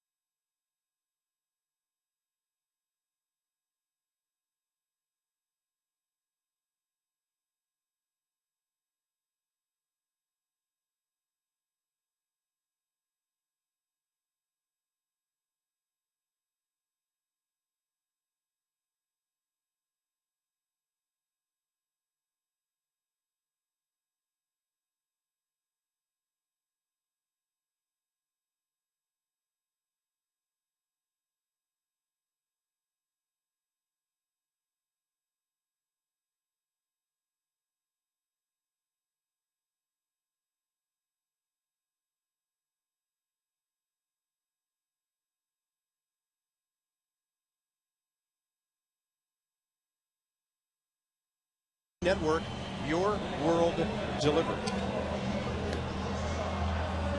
Well, as you said, Bob, first half of the game didn't go too well for either starter. Especially frustrating for Sanchez. Didn't get the 5 innings he needed to get a win. He gives up 2 runs on 6 hits, 4 walks, 4 strikeouts, and another inning for Ross Detweiler, Ramirez, Cantu, and Baker. And as you said, it's almost do or die now for the Marlins with every ball game. Freddie Gonzalez, he's not worried about Sanchez getting the win. He's worried about the ball club getting the win. Right. Hey, he might have just won the game by taking his starter out. The guy he calls on, Wood, gets a big strikeout on Maxwell with 2 men aboard in a 3-run game. And that's why you're carrying 11 guys in your bullpen. The Nationals carrying 10 in theirs.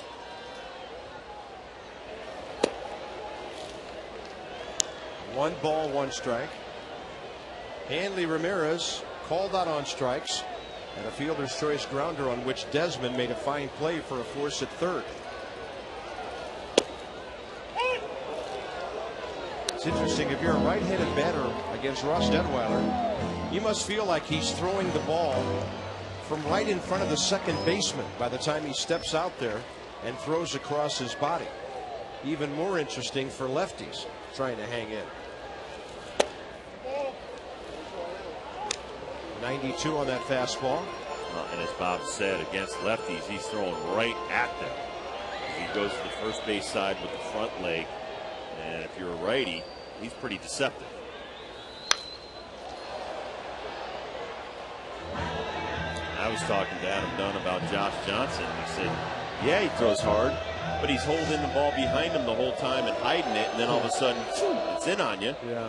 Because we talked about that 96-mile-an-hour fastball that he put almost behind the Marlins dugout. And he said, I wasn't going to let him get in there. And that's a big shield, Josh Johnson. 6'7", 250 plus, and he's hiding the ball until he releases it at 95. Let's check out Ross Detweiler right here. Got a very nice balance point, but then he's thrown across his body. And his foot is nowhere near right in front of that rubber when he lands. And there's no issue with that as long as you come towards home plate. If the momentum carries you towards home plate, not a problem. But you start falling off early towards the first base side, you're going to throw a lot of balls.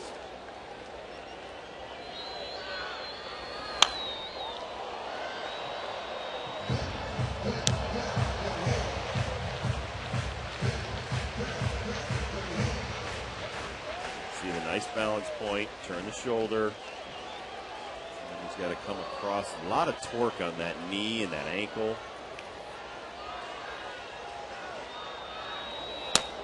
And that's what happens. Let up on the changeup.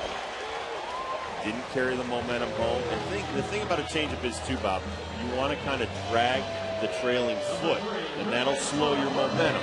And on that's a tough pitch for that kid because he doesn't need to be stopped momentum-wise. His momentum has to always come forward. He's faced 5 batters, 3 grounders, a pop-up, but 2 walks. And here's Jorge Cantu doing all the damage for the Marlins tonight. He's hit his 15th homer, and he's elevated his RBI total up to 85. Ball 1.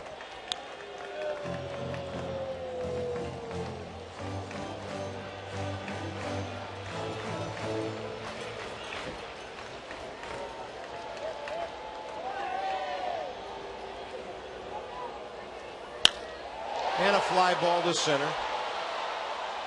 Willie Harris is there. Going out to the ballpark on September 22nd. It's T-Shirt Tuesday.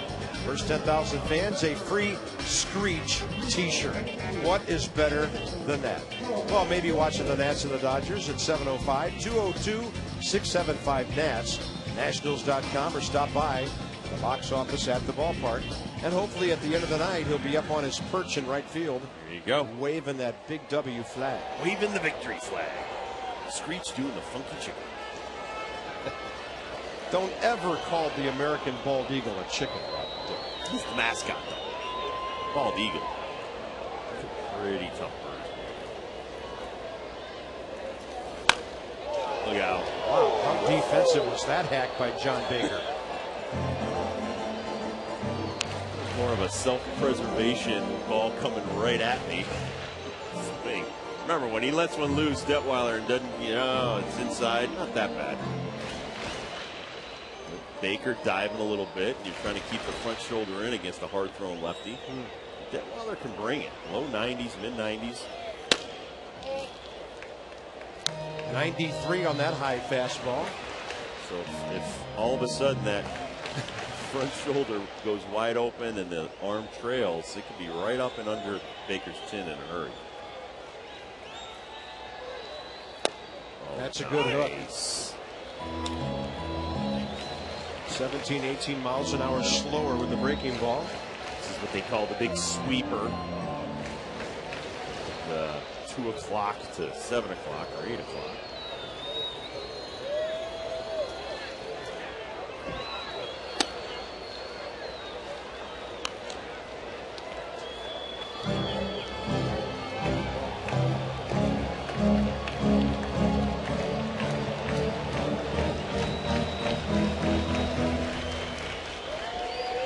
Two balls, 2 strikes. Overthrowing that one, and another long count. No activity in the Nationals bullpen. They will have a new pitcher next inning, with the pitcher spot due up third in the top of the 6th.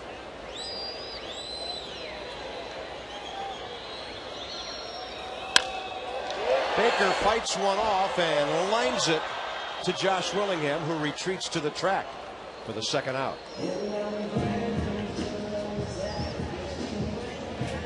It's late on a Saturday night. It's nearly 20 minutes to 11. Who else is going to take your email besides us? NASNsports.com. Ask about the Nats. Go to the website. Submit us your baseball Nats related questions, and we'll be happy to discuss it.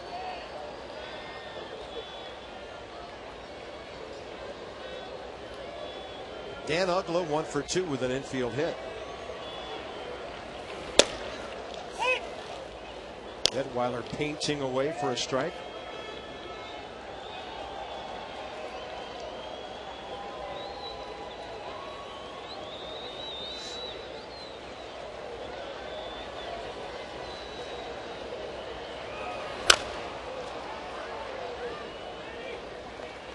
Do we have another ticket update?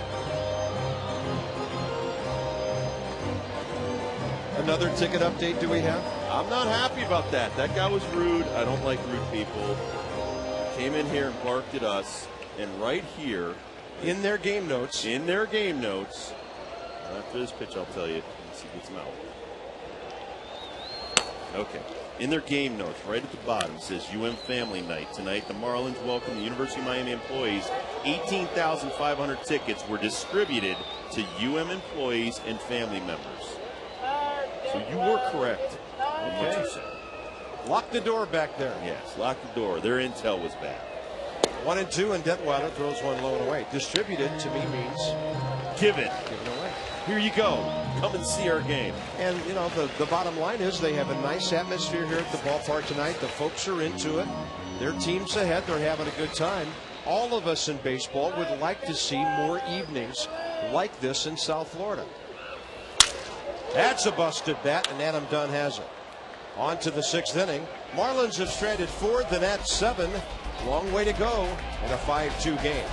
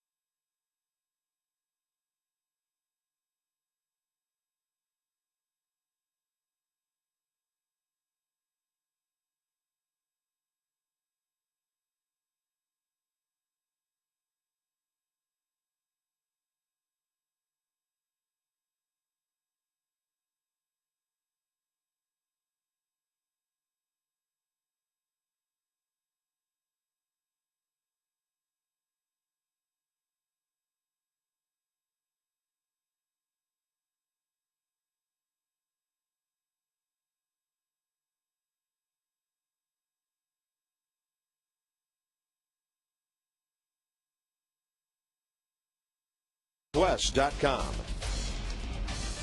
All lit up on a Saturday night, Land Shark Stadium in Northwest Miami. 5 innings in the scorebook. Marlins out hit by the Nats 6-4, but leading 5-2 on the 2 big swings by Jorge Cantu. Bard, Gonzalez, and a pinch hitter for Ross Detweiler, who put 2 zeros up on the board tonight. All right, time to chip away.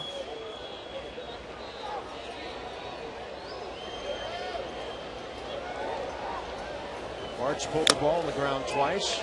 Goes swinging at a pitch away there. The Nationals box score. RBIs from 2 hitters. Number 4, Adam Dunn. Number 6, Justin Maxwell with his 3rd major league home run. Numerous opportunities with runners in scoring position.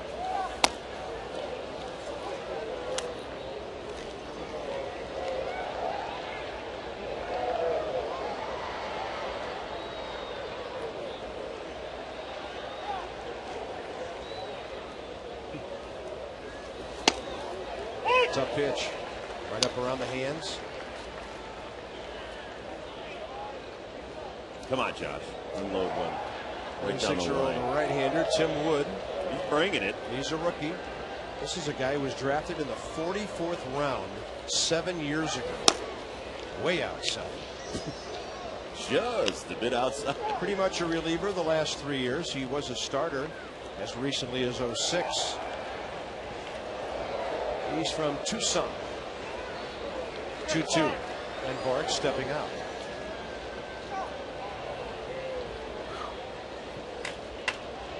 Played junior college ball at Pima Community How big College. is this kid? Tucson. 6 foot 175. By today's standards, small for a pitcher. Small for a Marlins pitcher. He's the point guard.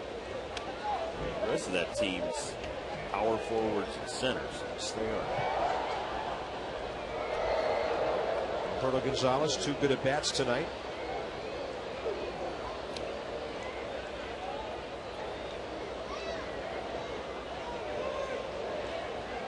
Nats have Pete Orr in the dugout, their only true lefty. Bard goes high in the air to left, but not much carry to it. Easy play for Coughlin. First down, the top of the 6th. Asking you shall receive on the email front. What do players do during a rain delay? Harry from Charlottesville dying to know. Hanley Ramirez evidently is a ping pong guy. He is. Some teams that have those kind of ping pong tables and pool tables and things like that, that's what players do. A lot of players also answer their mail. And Gonzalez hits one on the ground, up the middle, Ugla, 2 outs. Good time to take out those baseball cards and the self-addressed stamped envelopes and sign them and send them back. Other guys watch some movies if that's what's on. I think a lot of guys tonight are watching football. Oh, yeah. College football.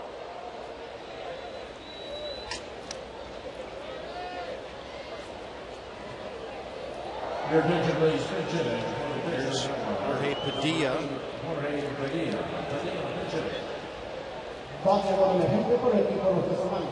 Thank goodness nobody wants to know what broadcasters do.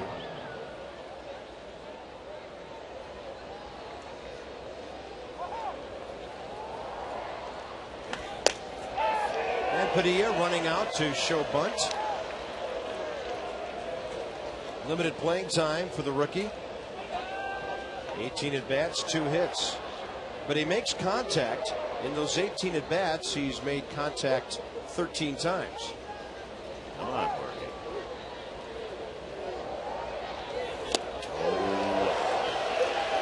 Hard not to be too frisky when you're getting like 3 or 4 at bats a week.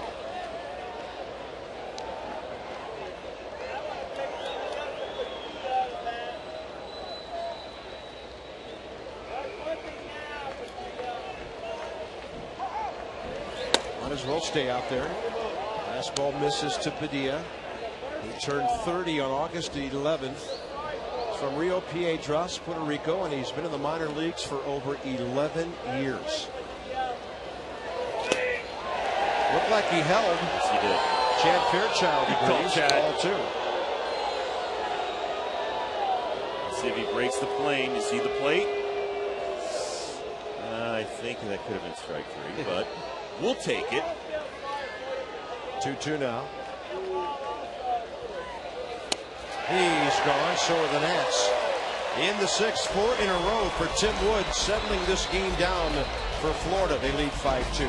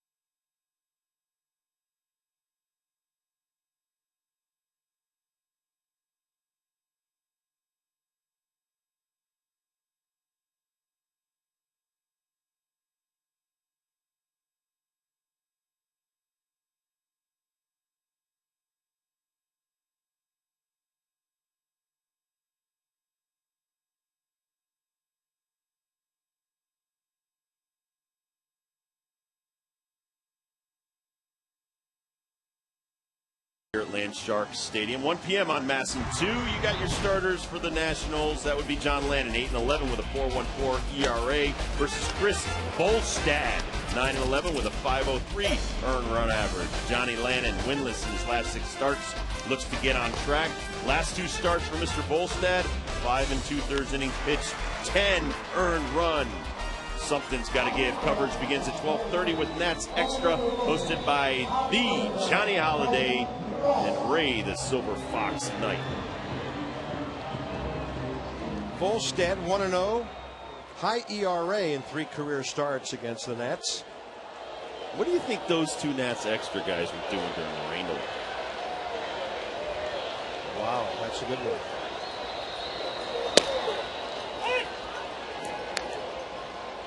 Byron Kerr, Ray Knight.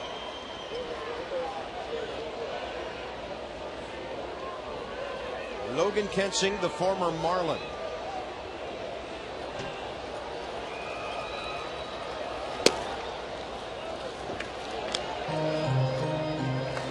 Nationals recalled him from Syracuse on Tuesday.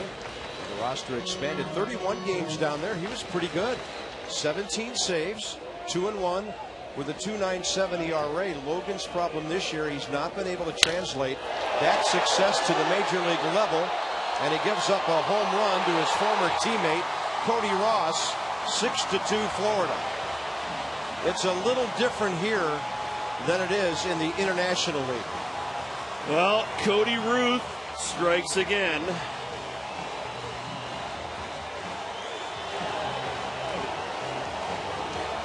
You can't just throw a get me over 95-mile-an-hour heater. That one fades back down and in. That is the hitting zone for either a righty or a lefty. Go down and in there, you better go down and in deep. That ball's going to be launched. Cody Ross, his 22nd of the year. He's become a very good major league hitter. He's not going to bat 290 or 300 for you, but he's always around that 270, 280 area. His career batting average coming into this year, 261. And he's just matched his home run total from last year. And now it's up the middle from Brett Carroll.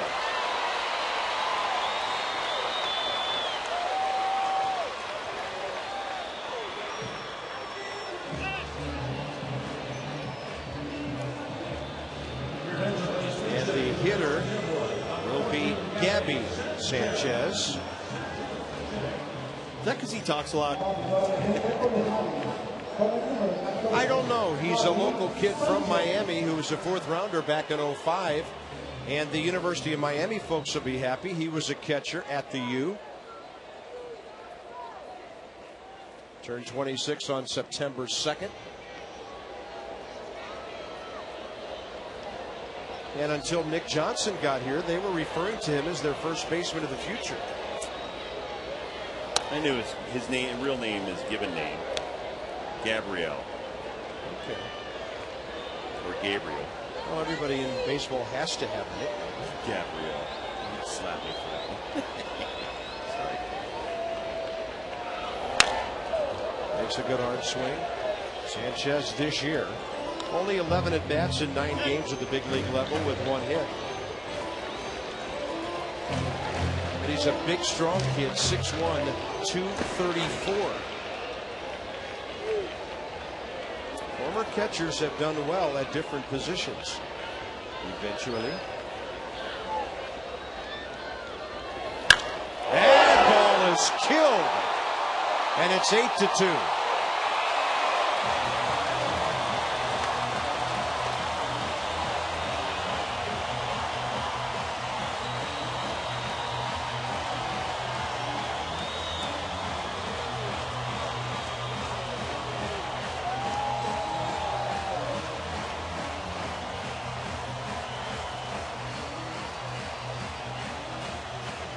Pitch, fastball coming back in.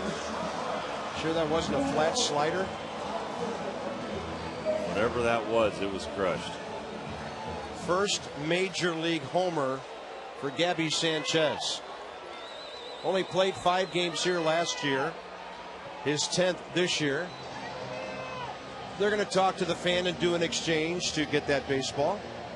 And meanwhile, Steve McCatty has anything but that on his mind as he goes to the mound. Logan Kensing hammered. 2 homers around a single. Well, he hadn't pitched in a while, so he's probably a little bit live with the fastball and overthrowing the slider, and that's going to cut through the break on the slider, and that's maybe what Sanchez crushed.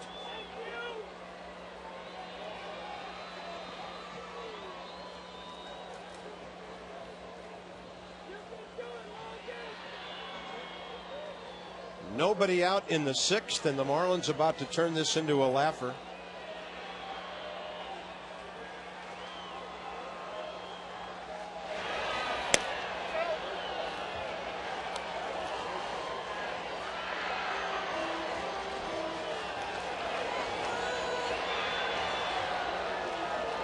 Coghlan, a base hit and a walk tonight.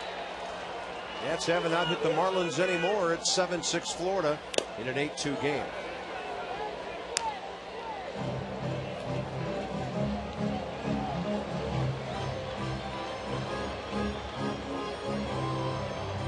When you consider it was 5-3 after Adam Dunn's hit back in the 5th.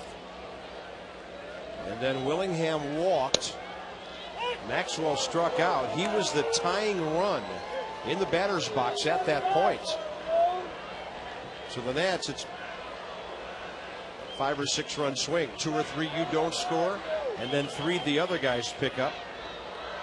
And a potential laugher in the offing here for the home team. 2-2.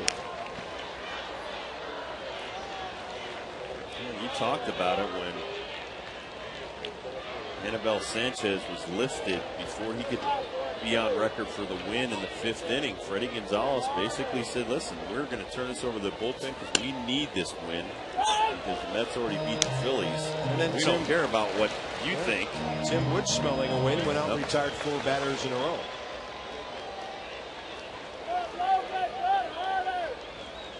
And for Tim Wood, this would be his first major league win. Garate.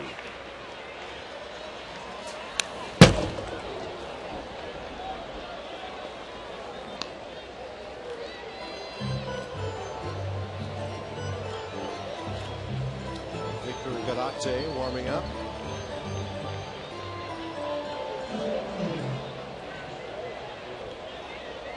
When Nick Johnson's coming in, if he doesn't retire, this batter, probably it for Kensing.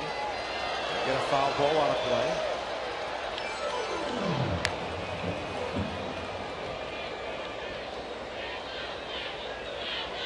But then you have the right-handed smashers of Ramirez and Cantu after Nick.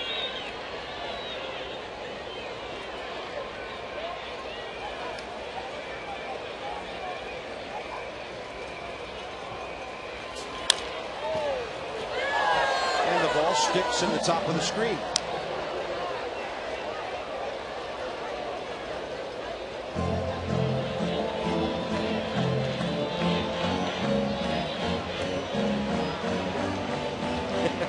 Trapped between the net and the cable right there. Yep.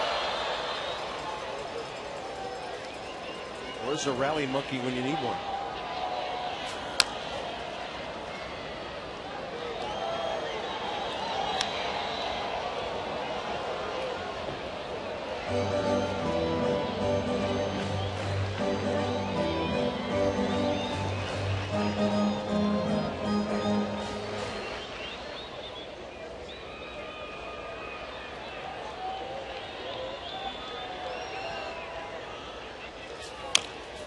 Coghlan finally hits one fair.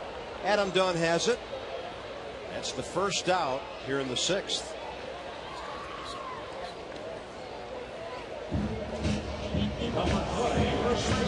This ball game was supposed to start nearly 5 hours ago. We've been playing for almost 2 hours and 15 minutes.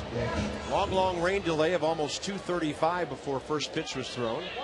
Bob Carpenter, Rob Dibble, Debbie Taylor here at Landshark Stadium. Marlins 3 in the first, 2 in the third, and 3 more here in the 6th. Nick Johnson has scored 2 of those runs after walks.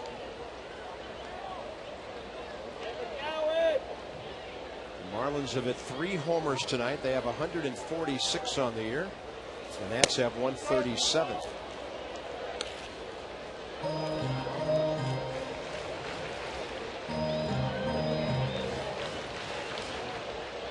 They still have a concert to take care of here tonight. Hey, Tony, you.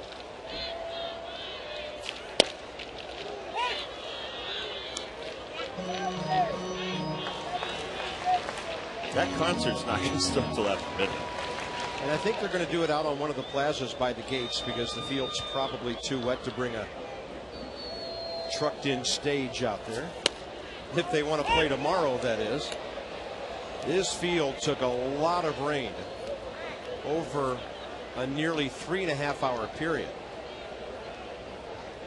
Their grounds crew here has to deal with conditions on a daily basis more than any other crew in baseball. When these guys decide to retire, they go work over in St. Petersburg. Yeah. Not a whole lot to do in that place. Tropicana Field. They work hard here. 2-2 to Nick. He doesn't swing. It's not a strike. Ball 3. Nick Johnson, 87 walks this year, 77 strikeouts. Danger lurking.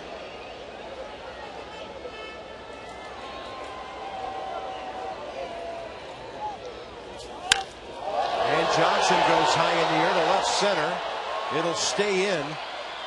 Willie Harris right up against the wall for the second out.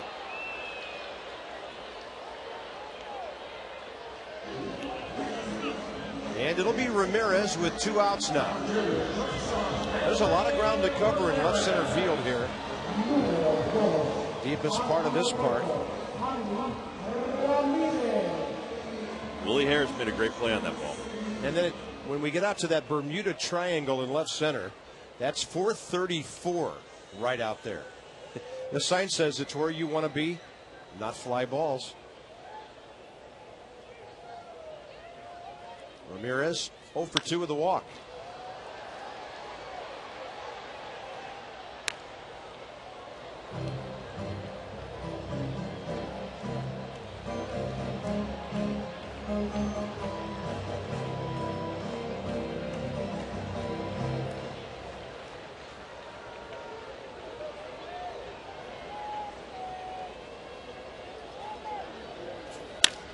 That ball really hit hard right at Ian Desmond.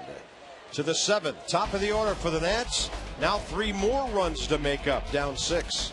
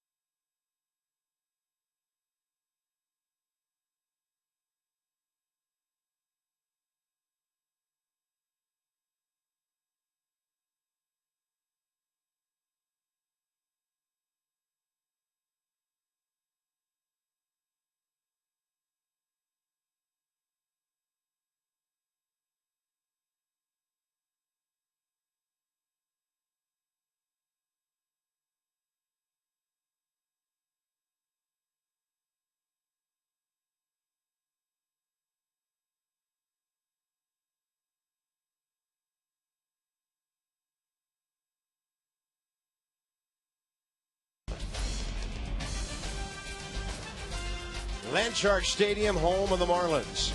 Top of the 7th inning, top of the order for the Nationals. That guy was clean shaven when the game started. Man, it's a long one. And a game summary that we will divide into thirds. The first third is the offense of Jorge Cantu. Career high tying night. Justin Maxwell, his 3rd major league homer, a solo shot in the 2nd. And Marco Estrada not around long. 2 1/3 innings, 61 pitches, giving up 5 runs on 3 hits. The bullpen was unscathed until Logan Kensing got racked around in the 6th inning by his former teammates. And here's Brendan Donnelly, longtime Angel. Longtime Angel, longtime really good setup guy in the major leagues, and has battled injuries this year. He comes back, he's got some respectable numbers. He actually strained his right calf late August. The Marlins signed him July 5th. 22 appearances, 2-0, 1.93. Cleveland last year. The Red Sox before that. Yeah. On their World Series club in 07 and the Angels in 02. He played a long time in the minor leagues too. He's like Ben Weber. I think they both did about a decade down on the farm. Always had that herky-jerky motion. That's a fair ball. Willie Harris is out. Willie doesn't have a hit in this series. He's been on base 4 times walking. Number 6, shortstop. Desmond will be next. Desmond is 4 for 6 as a major leaguer now with a walk after walking, doubling, and singling tonight. Be kind of fun if he made it tough for Jim Riggleman to leave him out of the lineup. Jim told us yesterday that if Desmond appeared in a game at the same time with Christian Guzman, he would probably be playing second base. They're not going to take a veteran like Guzman and try him out at second base. You wouldn't think in game action here and risk somebody taking him out and hurting him on a double play. That may be an experiment for next March. And by the way, Mike Morse played 33 games at second base down in the minor leagues. And the Nats, I was told by Riggleman, don't consider him a middle infielder. No, he's not a middle infielder. That subject came up, and there's another line drive by Ian Desmond. He has another extra base hit. How about that? 3 doubles, a homer, and a single. And as a major league hitter, he's now 5 for 7. But it's not a cheap 5 for 7. Every ball has been hit on a line. Wow, this is another one. You see him come in, bam, right on the sweet spot of the bat, pulls it down the line. He just motors in easily for a double, and Uggla's going, dude, nice start to a career. Well, Uggla should know. He's got off to a pretty good start 3 years ago. Here's Zimmerman. Ryan 1 for 3 with a base hit. I know it's probably going to happen here. The Nats are going to score. We're going to say, oh, those 3 runs in the 6th. Zimmerman and Dunn, the next 2 hitters. It's just a wild guess. Don't think Ian Desmond's ever had the protection of a Zimmerman and Dunn behind him. I think that's pretty certain. Yeah. And with the 6-run lead, I'm sure Donnelly's not going to fiddle around with breaking balls and junk. He's going to try and get Zimmerman and Dunn out, get them out of there. But it changes your mentality as a pitcher. You definitely don't want to start walking guys. You know, but when you have right-handed hitters with some pop in this ballpark, you are never out of a game. Well, in that herky-jerky, and he throws a good sinker. Right into that guy's sweet spot. Bam! He might hit one out.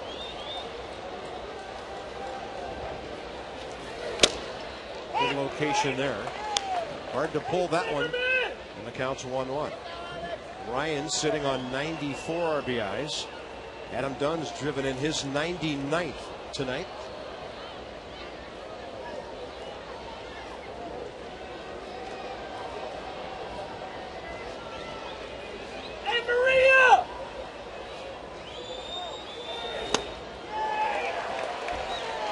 swing. Zimmerman trying to hit that ball a mile. 91 on the heater.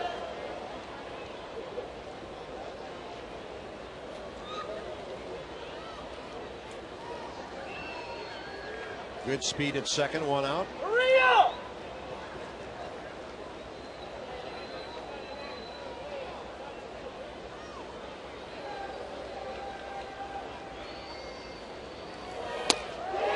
Ryan just not getting to the fastball. 2 outs. That'll bring up Adam Dunn. Number 24, first baseman, Adam. It's A lot a of power good. hitters have a hole in their swing up there. When you pound a guy up and in 90+ miles an hour, it is coming in on you tough. They may just pitch around Dunn. They may even just put him on. Up by 6. You want to have this guy hit a 2-run home run against you if you're Donnelly? No, but I got to challenge him if I'm up 8-2.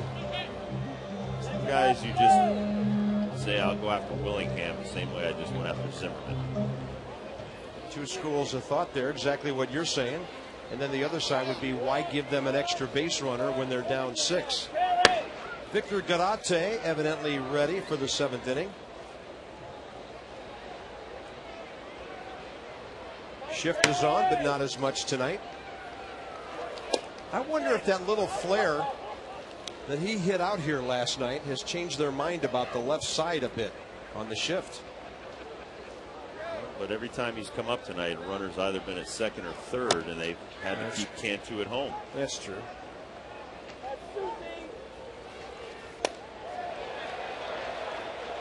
Home plate umpire will call it a swing. 1-1. Pitching them careful, but they're pitching breaking balls down in the dirt and in. John Baker going through a set of signs here.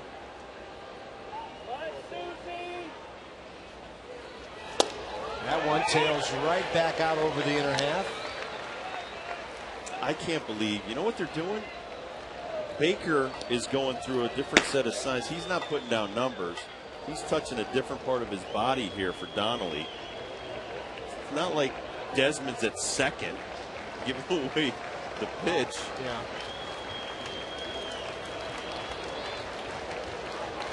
One and 2 to Adam Dunn. He's gone.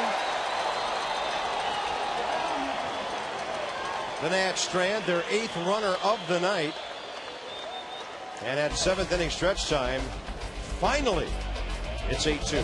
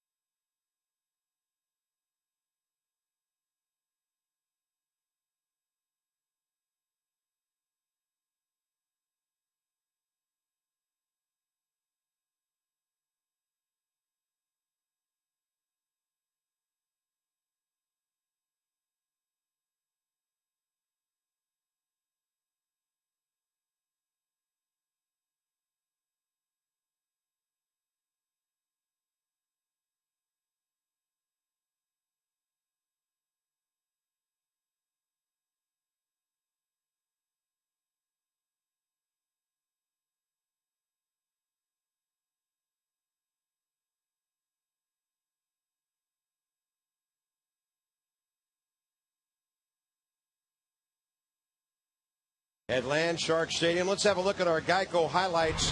And as usual, when you play the Marlins, the long ball comes into play. Well, Jorge Cantu can do when the pitch is up right there. Smokes it. And then one of our nemesis men, Cody Ross, launches one. And then, congratulations, Gabby Sanchez, your first Major League home run. Nothing cheap about that one. So Gabby will have plenty to talk about after the game, Bob. We can excuse him for being a little gabby after this one tonight. Victor Garate.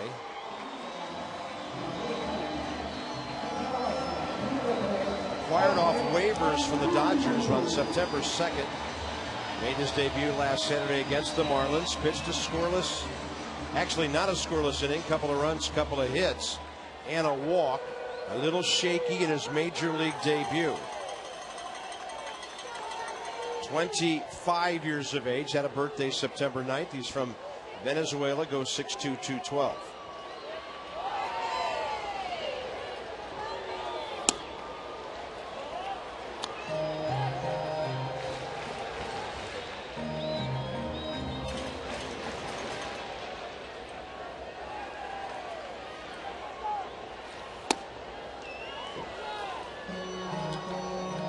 In that 6th inning, he faced Jorge Cantu, who hit an RBI double against him after he had walked Cameron Maybin and given up a homer to his first major league hitter, catcher Brett Hayes.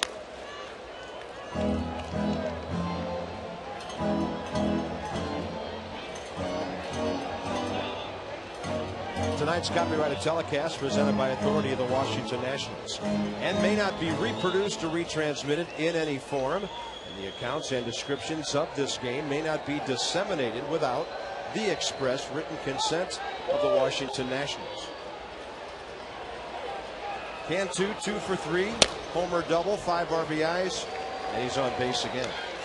So do we have like a disseminator that we write into if we want to disseminate the broadcast? I think it's up to everybody's, it's a personal option, sir. No, I mean, we'll charge of that with the Nationals. I have a feeling there's a member of the legal profession somewhere who has that as his or her assignment. I hope I don't have to come across them. John Baker, the hitter.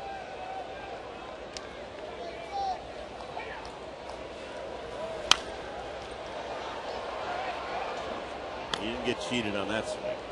0 for 3 tonight.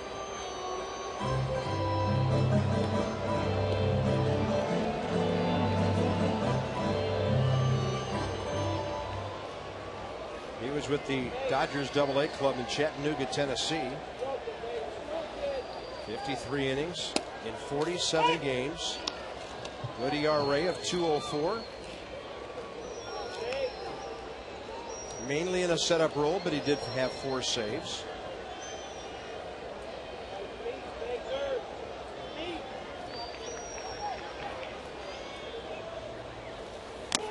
That hit him. Yeah, you heard that. We could hear it tick off of Baker. No problem with that. The way he swung at the first pitch. 0-2. Come up and in. You're a young man trying to get a reputation. League notes for you here. No, the young pitcher Matus threw very well for Baltimore today. They really roughed up A.J. Burnett. Yes, they did. Daisuke Matsuzaka, 3 months on the disabled list, and the Red Sox horrible investment may be about to pay a dividend somewhere. John Smoltz, shoulder tendonitis, will miss his start against these Marlins Monday in St. Louis. Daisuke's made 8 starts this year. He was 18-3 last year, as I'm often reminded on my radio show by Red Sox Nation. Yeah, but that was last year. Exactly. When you're making about $10 million per, they'd like you to earn a little bit of it. Not to mention the obscene amounts of money the Red Sox had to pay just to talk to the guy and sign him. Take him to lunch. I mean, unbelievable. People were going crazy about the signing of Steven Strasburg. How about 50-something million to sit down to lunch just to try and negotiate with Daisuke Matsuzaka? I hope they got dessert.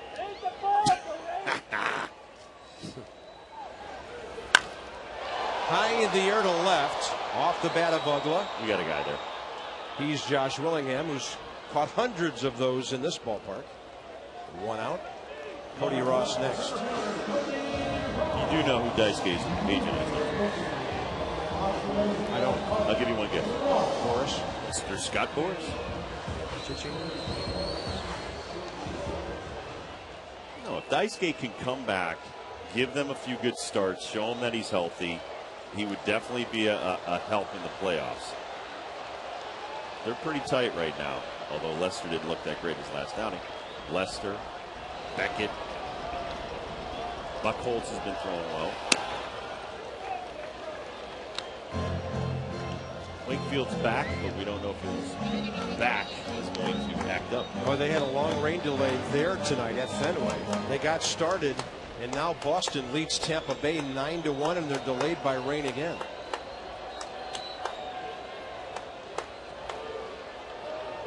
Well, Ohio State, Bob, leading 15-10 over USC. USC is inside the 5-yard line with under 2 minutes to play. Matt Lindstrom.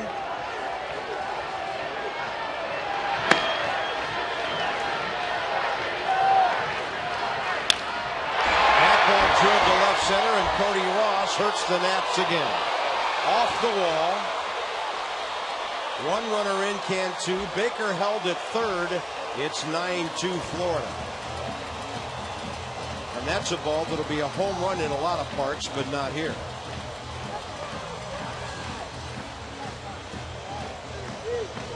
And Victor Garate's first 2 major league outings have been very rough. Yes, they have, and Dave Ross smokes another one. He just squares the ball up very well on his bat. And if you don't pitch way in on him and knock him off the plate or throw some good breaking stuff or change up down and away from him, he's going to stand in there all day and just launch stuff. Wes Helms next after Brett Carroll here. Helms will be batting for Donnelly. Only 1 out in the inning. And the last 2 Nats relievers have been hammered by the Marlins, Kensing and Garate.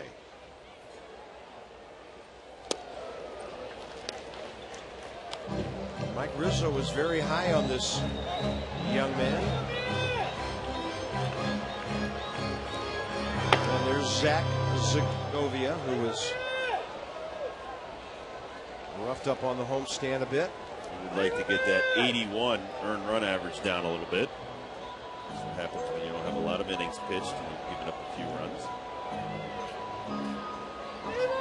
They gave up the grand slam to the Phillies the other night. He had some nice numbers, though, Segovia down in the minor leagues. So 2.5.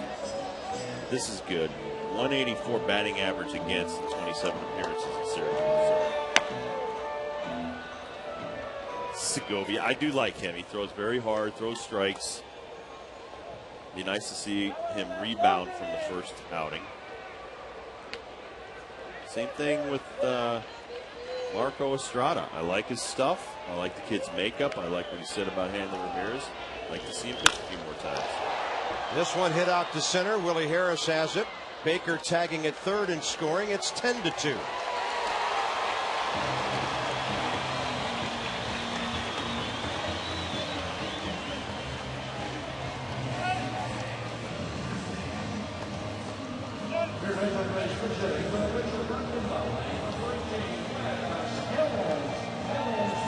And Wes Helms will hit for Donnelly.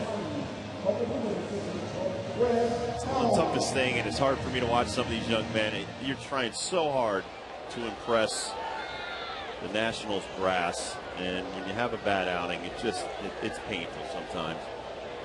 Worked a long time to get to this point.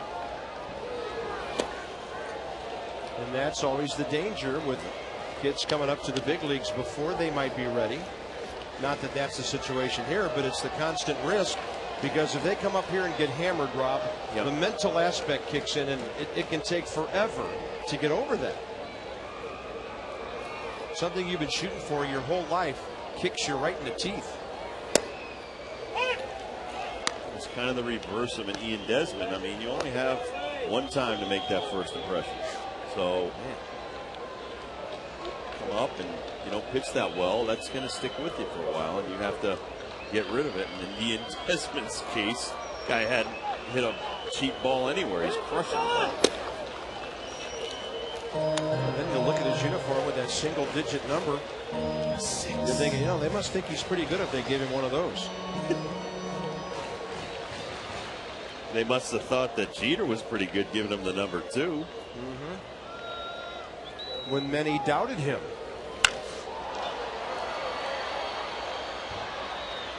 Maxwell under this one, drifting with it. And the Marlins are gone, but they put 2 more on the board. 4 crooked numbers, and they've scored 10.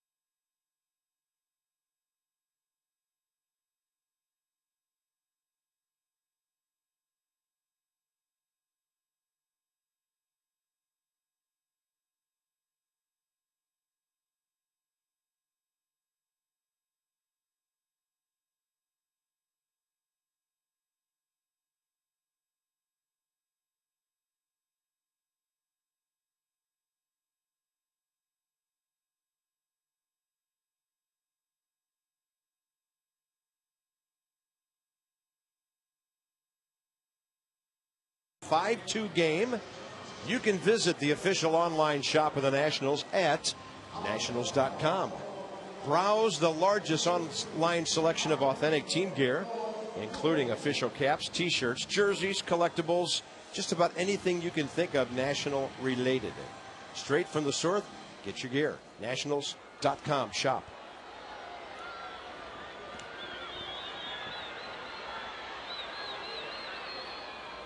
Hard throwing right-hander Matt Lindstrom. If the Marlins would make it to the playoffs right now, would Nunez be their closer? Yes. He's been their closer for some time. He has 20 saves, Lindstrom 14. The Nats spoiled one for Nunez last Sunday in Washington. Josh Willingham leads off in the 8th. That's a breaking ball that gets right out to the end of his bat.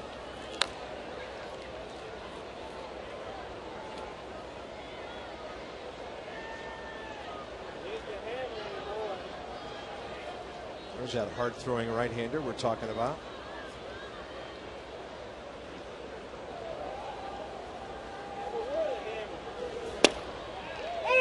Good breaking pitch right in there.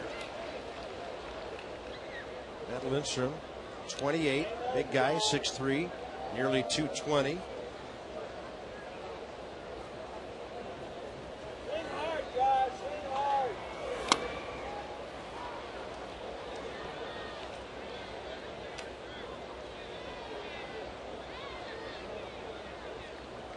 Justin Maxwell next, and then Josh Bard in the Washington 8th.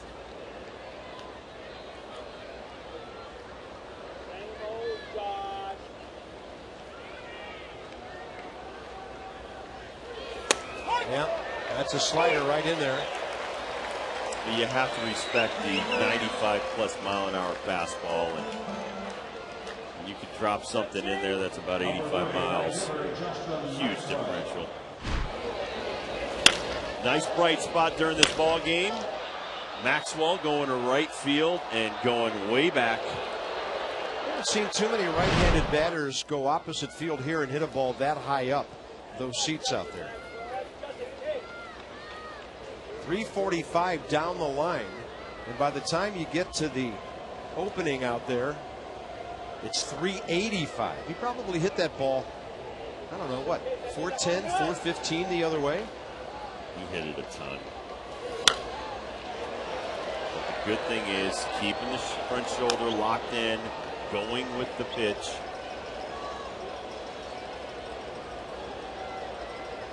Use that speed. Make some contact, put it in play.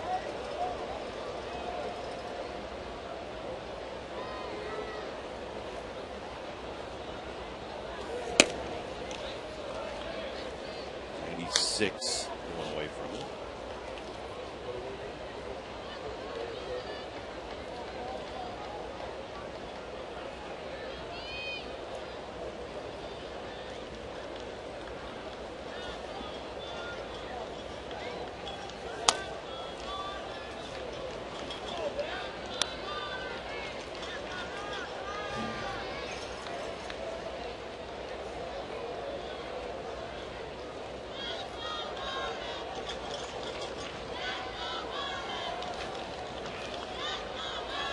And a 2-1 pitch hit a mile.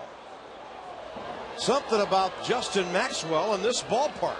4 major league homers, 2 tonight, and 3 of them here. It's now a 10-3 game. Well, he probably sees the ball well. It's a good batter's eye out center field. Felt Lindstrom get behind with the breaking ball. He comes in with the fastball. Hey, 96 comes in. It leaves a lot faster when it's up there. And that ball is just flat out crushed. Very nicely done, young man. Now we know he can go to right field with authority and pull a bad pitch with authority. And Bard in the air to left. Coghlan. 2 outs. We got a couple of young men in the last few games, Bob, showing a few things. Desmond and Maxwell. Number 12, second baseman. Remember, he was a late replacement to Elijah Dukes, who came up with a sore back. There's Ian.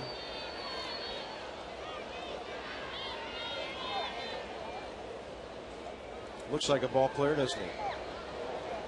So Luther. Moving inside to Alberto Gonzalez, who's hit the ball sharply 3 times tonight. Base hit up the middle, line drive to Uggla, and a ground ball to Dan Uggla later that was hit well. Breaking ball, he hammers it to center, but right there's Cody Ross. Well everywhere a Ross, it seems, lately. Bottom of the 8th coming up. The Nats get a run on the monster home run by Justin Maxwell. Way out of here. It's Marlins 10, Nats 3.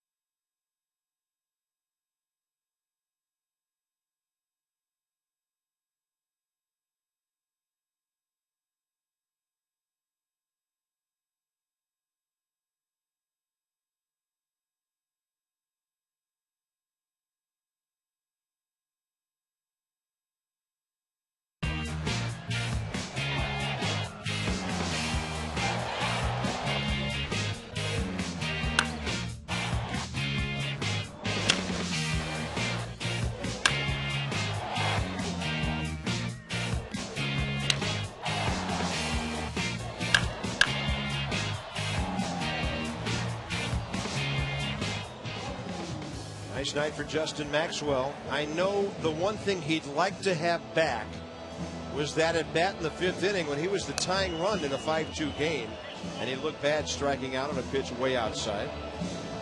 But 2 very impressive at bats opposite field and pulling a home run. There's Mike Morris, who pinch hit last night, drove in the 2 decisive runs in the ballgame. He'll take over for Adam Dunn, who has the rest of the night off. And then batting 5th and pitching, Zach Segovia, Florida kid, lives up in Vieira where the Nationals train.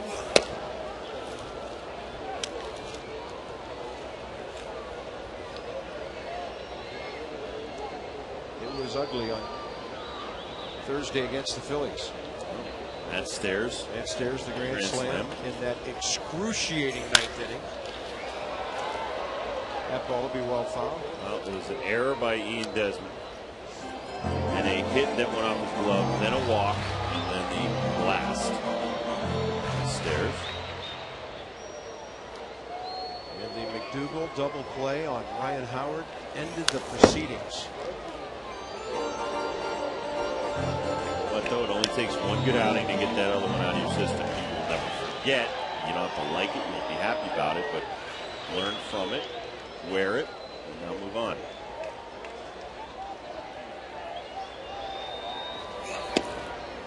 And a breaking ball low and inside.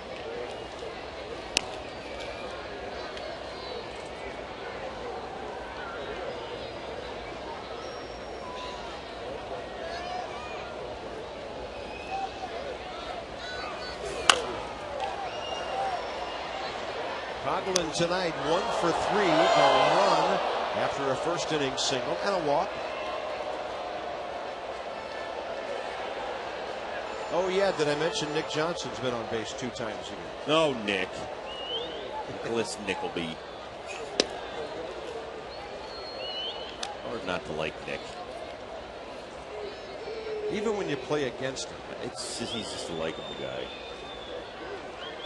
And he's the kind of player the Marlins could really use. He's a high on base guy. Not all of their guys are. You know, he's like the St. Bernard that saves your life in an avalanche. I didn't know he had a barrel of brandy around his Beethoven, thank you. 3-2. But in a lineup of mashers who often homer or strike out, Nick Johnson's 400 plus on base average in that number 2 spot. You know, he's going to be a free agent. We don't know what the Marlins have in mind. But if he'd play here next year, how many men would be on base all year for Hanley Ramirez? Coghlan, he'll probably go to third easily on this. That ball all the way out to the 404 mark. And now it's dropped by Gonzalez, and Coghlan wasn't paying attention. He should have scored on that play as the relay was dropped. Should have been a triple and an error for him scoring. But he's at third base leading off. Yeah, 7-run lead. Not really probably looking to run the score up unless they give you the run. Hits it all the way to the wall. Basically hit it all the way back to Fort Lauderdale. Hit it into that gap, and watch, he'll kind of slow up there, turn around. Well, his third base coach was holding him. So that drop probably caught Bo Porter by surprise as well. Here's Nick Johnson, fastball away. He has been retired the last 2 times, a ground ball to first and a fly ball to center. Pretty deep center, I might add. Warning track. Deep left center.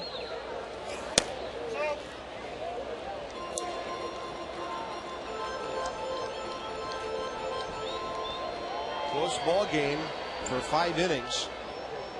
Relatively close, 5-2.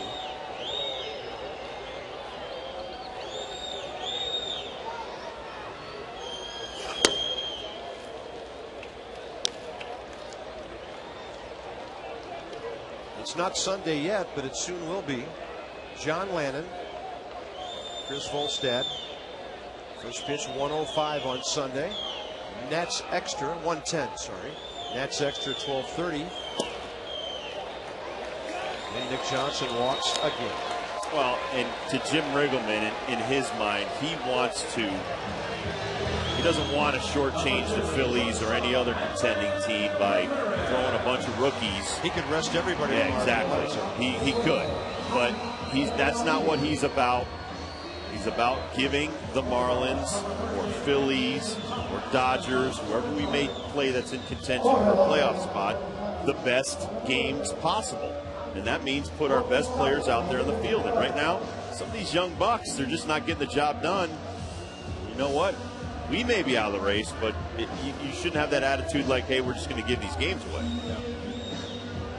Some of the best moments of my career, especially 1989, being in 5th place, knocking the Padres out of the playoffs while they were talking. It was in the papers talking about playing the Giants after we left town because they were in contention for that spot with the Giants for that playoff spot, and we knocked them out. Yeah. I had a traveling secretary that was kicking and screaming because we missed the flight one time. Who cares? And I told him, I'll walk back to Ohio. I don't care. Let's put these guys out of the playoffs. We can't go. They're not going. That's the way you want to play these games.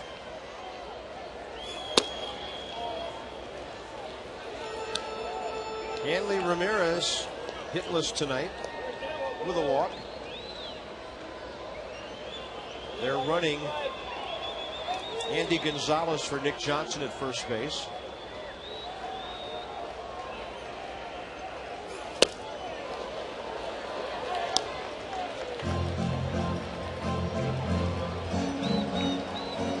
Marlins will gain a game on the Phillies tonight, be only 5 out. They could gain a game on Colorado in the wild card. Top of the 6th at San Diego. Padres lead the Rockies 2-1. Florida 6.5 behind them. 2-1.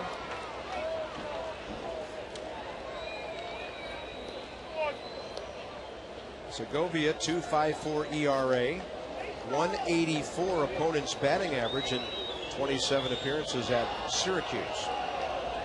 And that signed him as a minor league free agent middle of June. And a slider hit out to center. Willie Harris is there, but that's deep enough to make it 11-3. And Hanley Ramirez gets his 99th RBI. On the same night, Adam Dunn gets his. Coming up after the ball game, Byron Kerr and Ray Knight. Verizon Fios presenting Nats Extra. Seems like a long time since Marco Estrada's 2009 debut. Ian Desmond, Justin Maxwell getting it done offensively tonight. John Lannon, Chris Volstad tomorrow, and more on Nats Extra. So the last 3 Nationals relievers have all been scored on.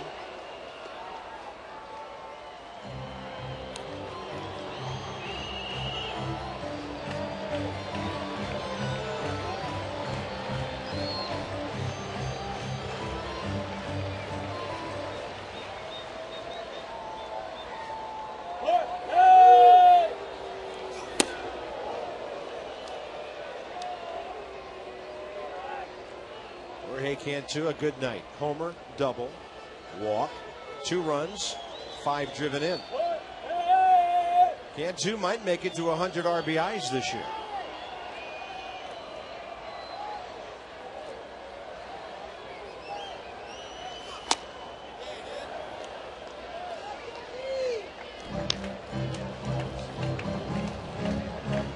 Drove in 95. Hitting 29 home runs last year. That's a lot of RBIs for having only 15 home runs. 85 right now.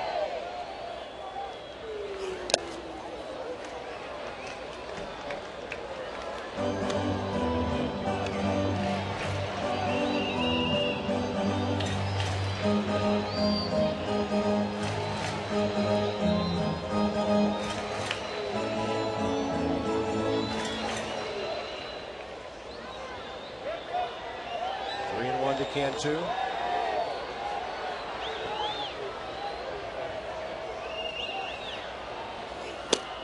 Big breaking ball.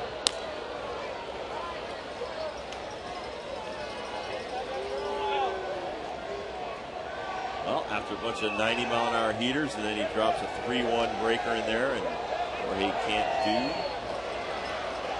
do anything with that one. Got it. At the knees on a fastball. Josh Bard throwing it back to Segovia. 2 outs.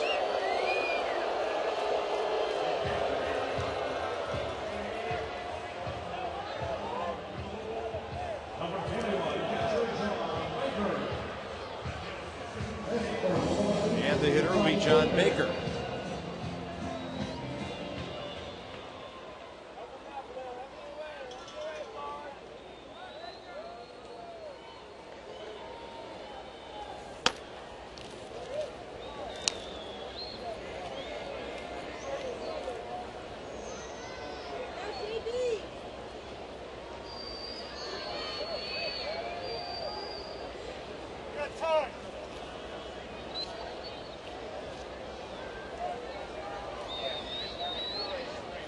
Marte had him 0-2 last time up at the plate. He threw it up and in and hit him. Just tipped him a bit. Boys, it's 11-3. If it's close, be swinging. Reniel Pinto warming for the Marlins to pitch the ninth. I think the singer in the concert's going over his warm-ups right now. La, la, la, la, la, la. Dude, you're not coming on until about 12:15. I was going to say, I hope he's a little lower than that.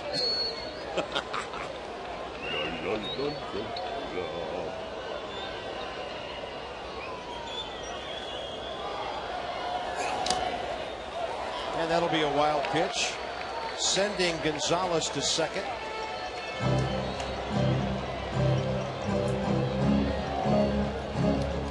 Well, we were hopeful that the Nats could get their 50th win of the season here tonight. Maybe tomorrow. It'd be a nice series win. Marlins will lead the season series 12-5 going into that game tomorrow. And 12-6 after being down 9-0. That would be pretty good. There's always tomorrow until 3 weeks from tomorrow.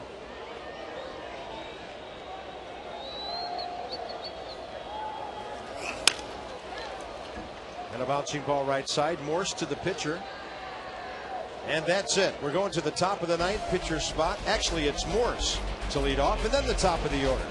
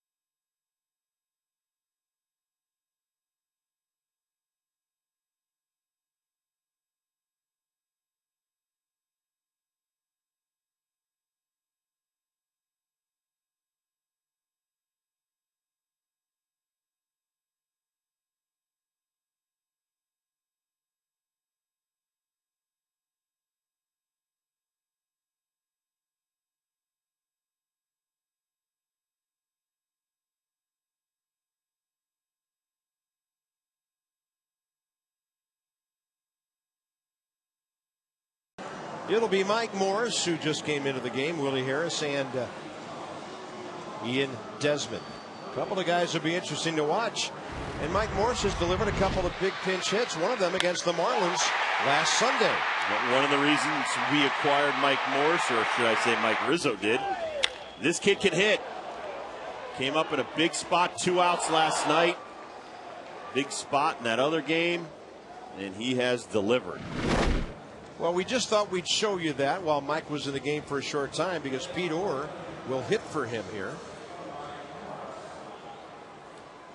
And get Andy Gonzalez at third base, moving Cantu over to first.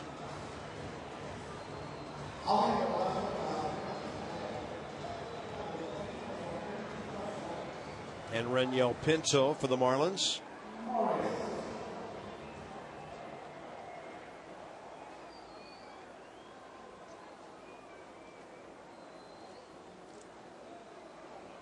This is interesting. Nasty left-hander and Pete Orr pinch hitting. The Nats may want to see him against a very, very difficult lefty.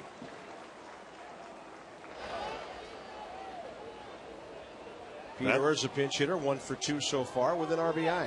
That's nice. What did he eat? Like Jim Riggleman's sandwich for lunch? Hey, Pete, by the way, go face Pinto. Yeah. Thanks, Skip.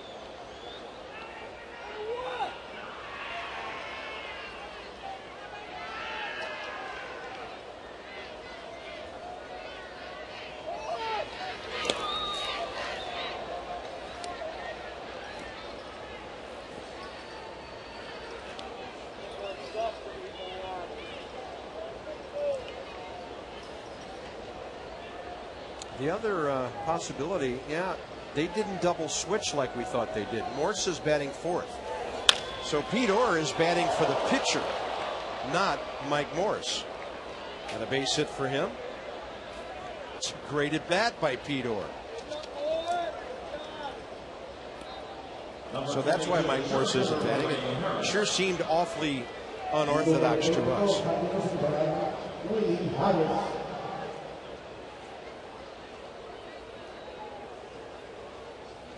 Yeah, so they just put him in Dunn spot Yeah. behind Zim. Right. Yeah, because, when you think about it, that would be a little insulting to a player to bring him in on a double switch and then hit for him.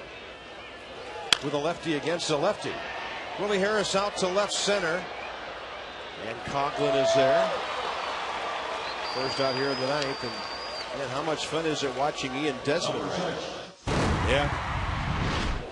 This kid can hit. 3 hits tonight. First one, a hanger. He bangs it off the wall. Smelled double, hustled in there. Next one was another hanger. This one he went with because it was up and away. And another shot down the line on the inner half. He can hit it to all parts of the field. And that's something nice to show people watching you. See how you hit off this tough lefty.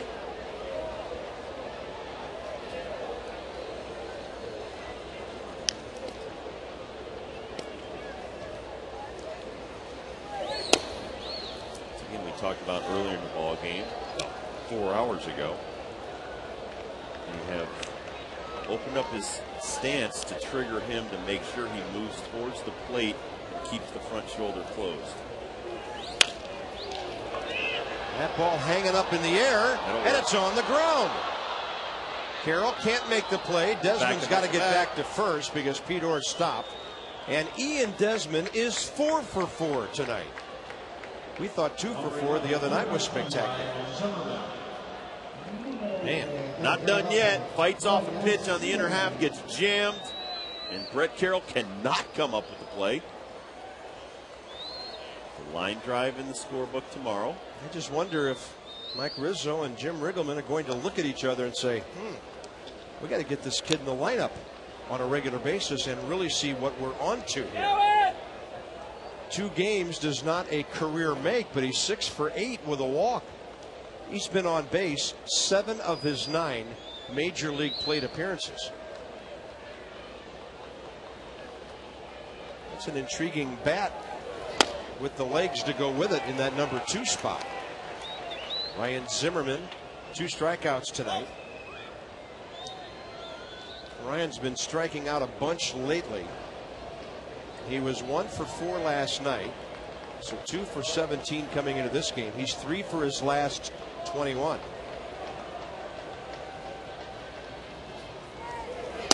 Philadelphia pitching kind of put Ryan into a bit of a tailspin for 3 days.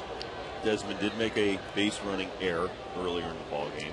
He did. So there's some parts of his game he needs to work on a little bit. The hitting he's got down. When you hit, they'll find a place for you. Zimmerman, a slow roller. That's a tag, and the game is over.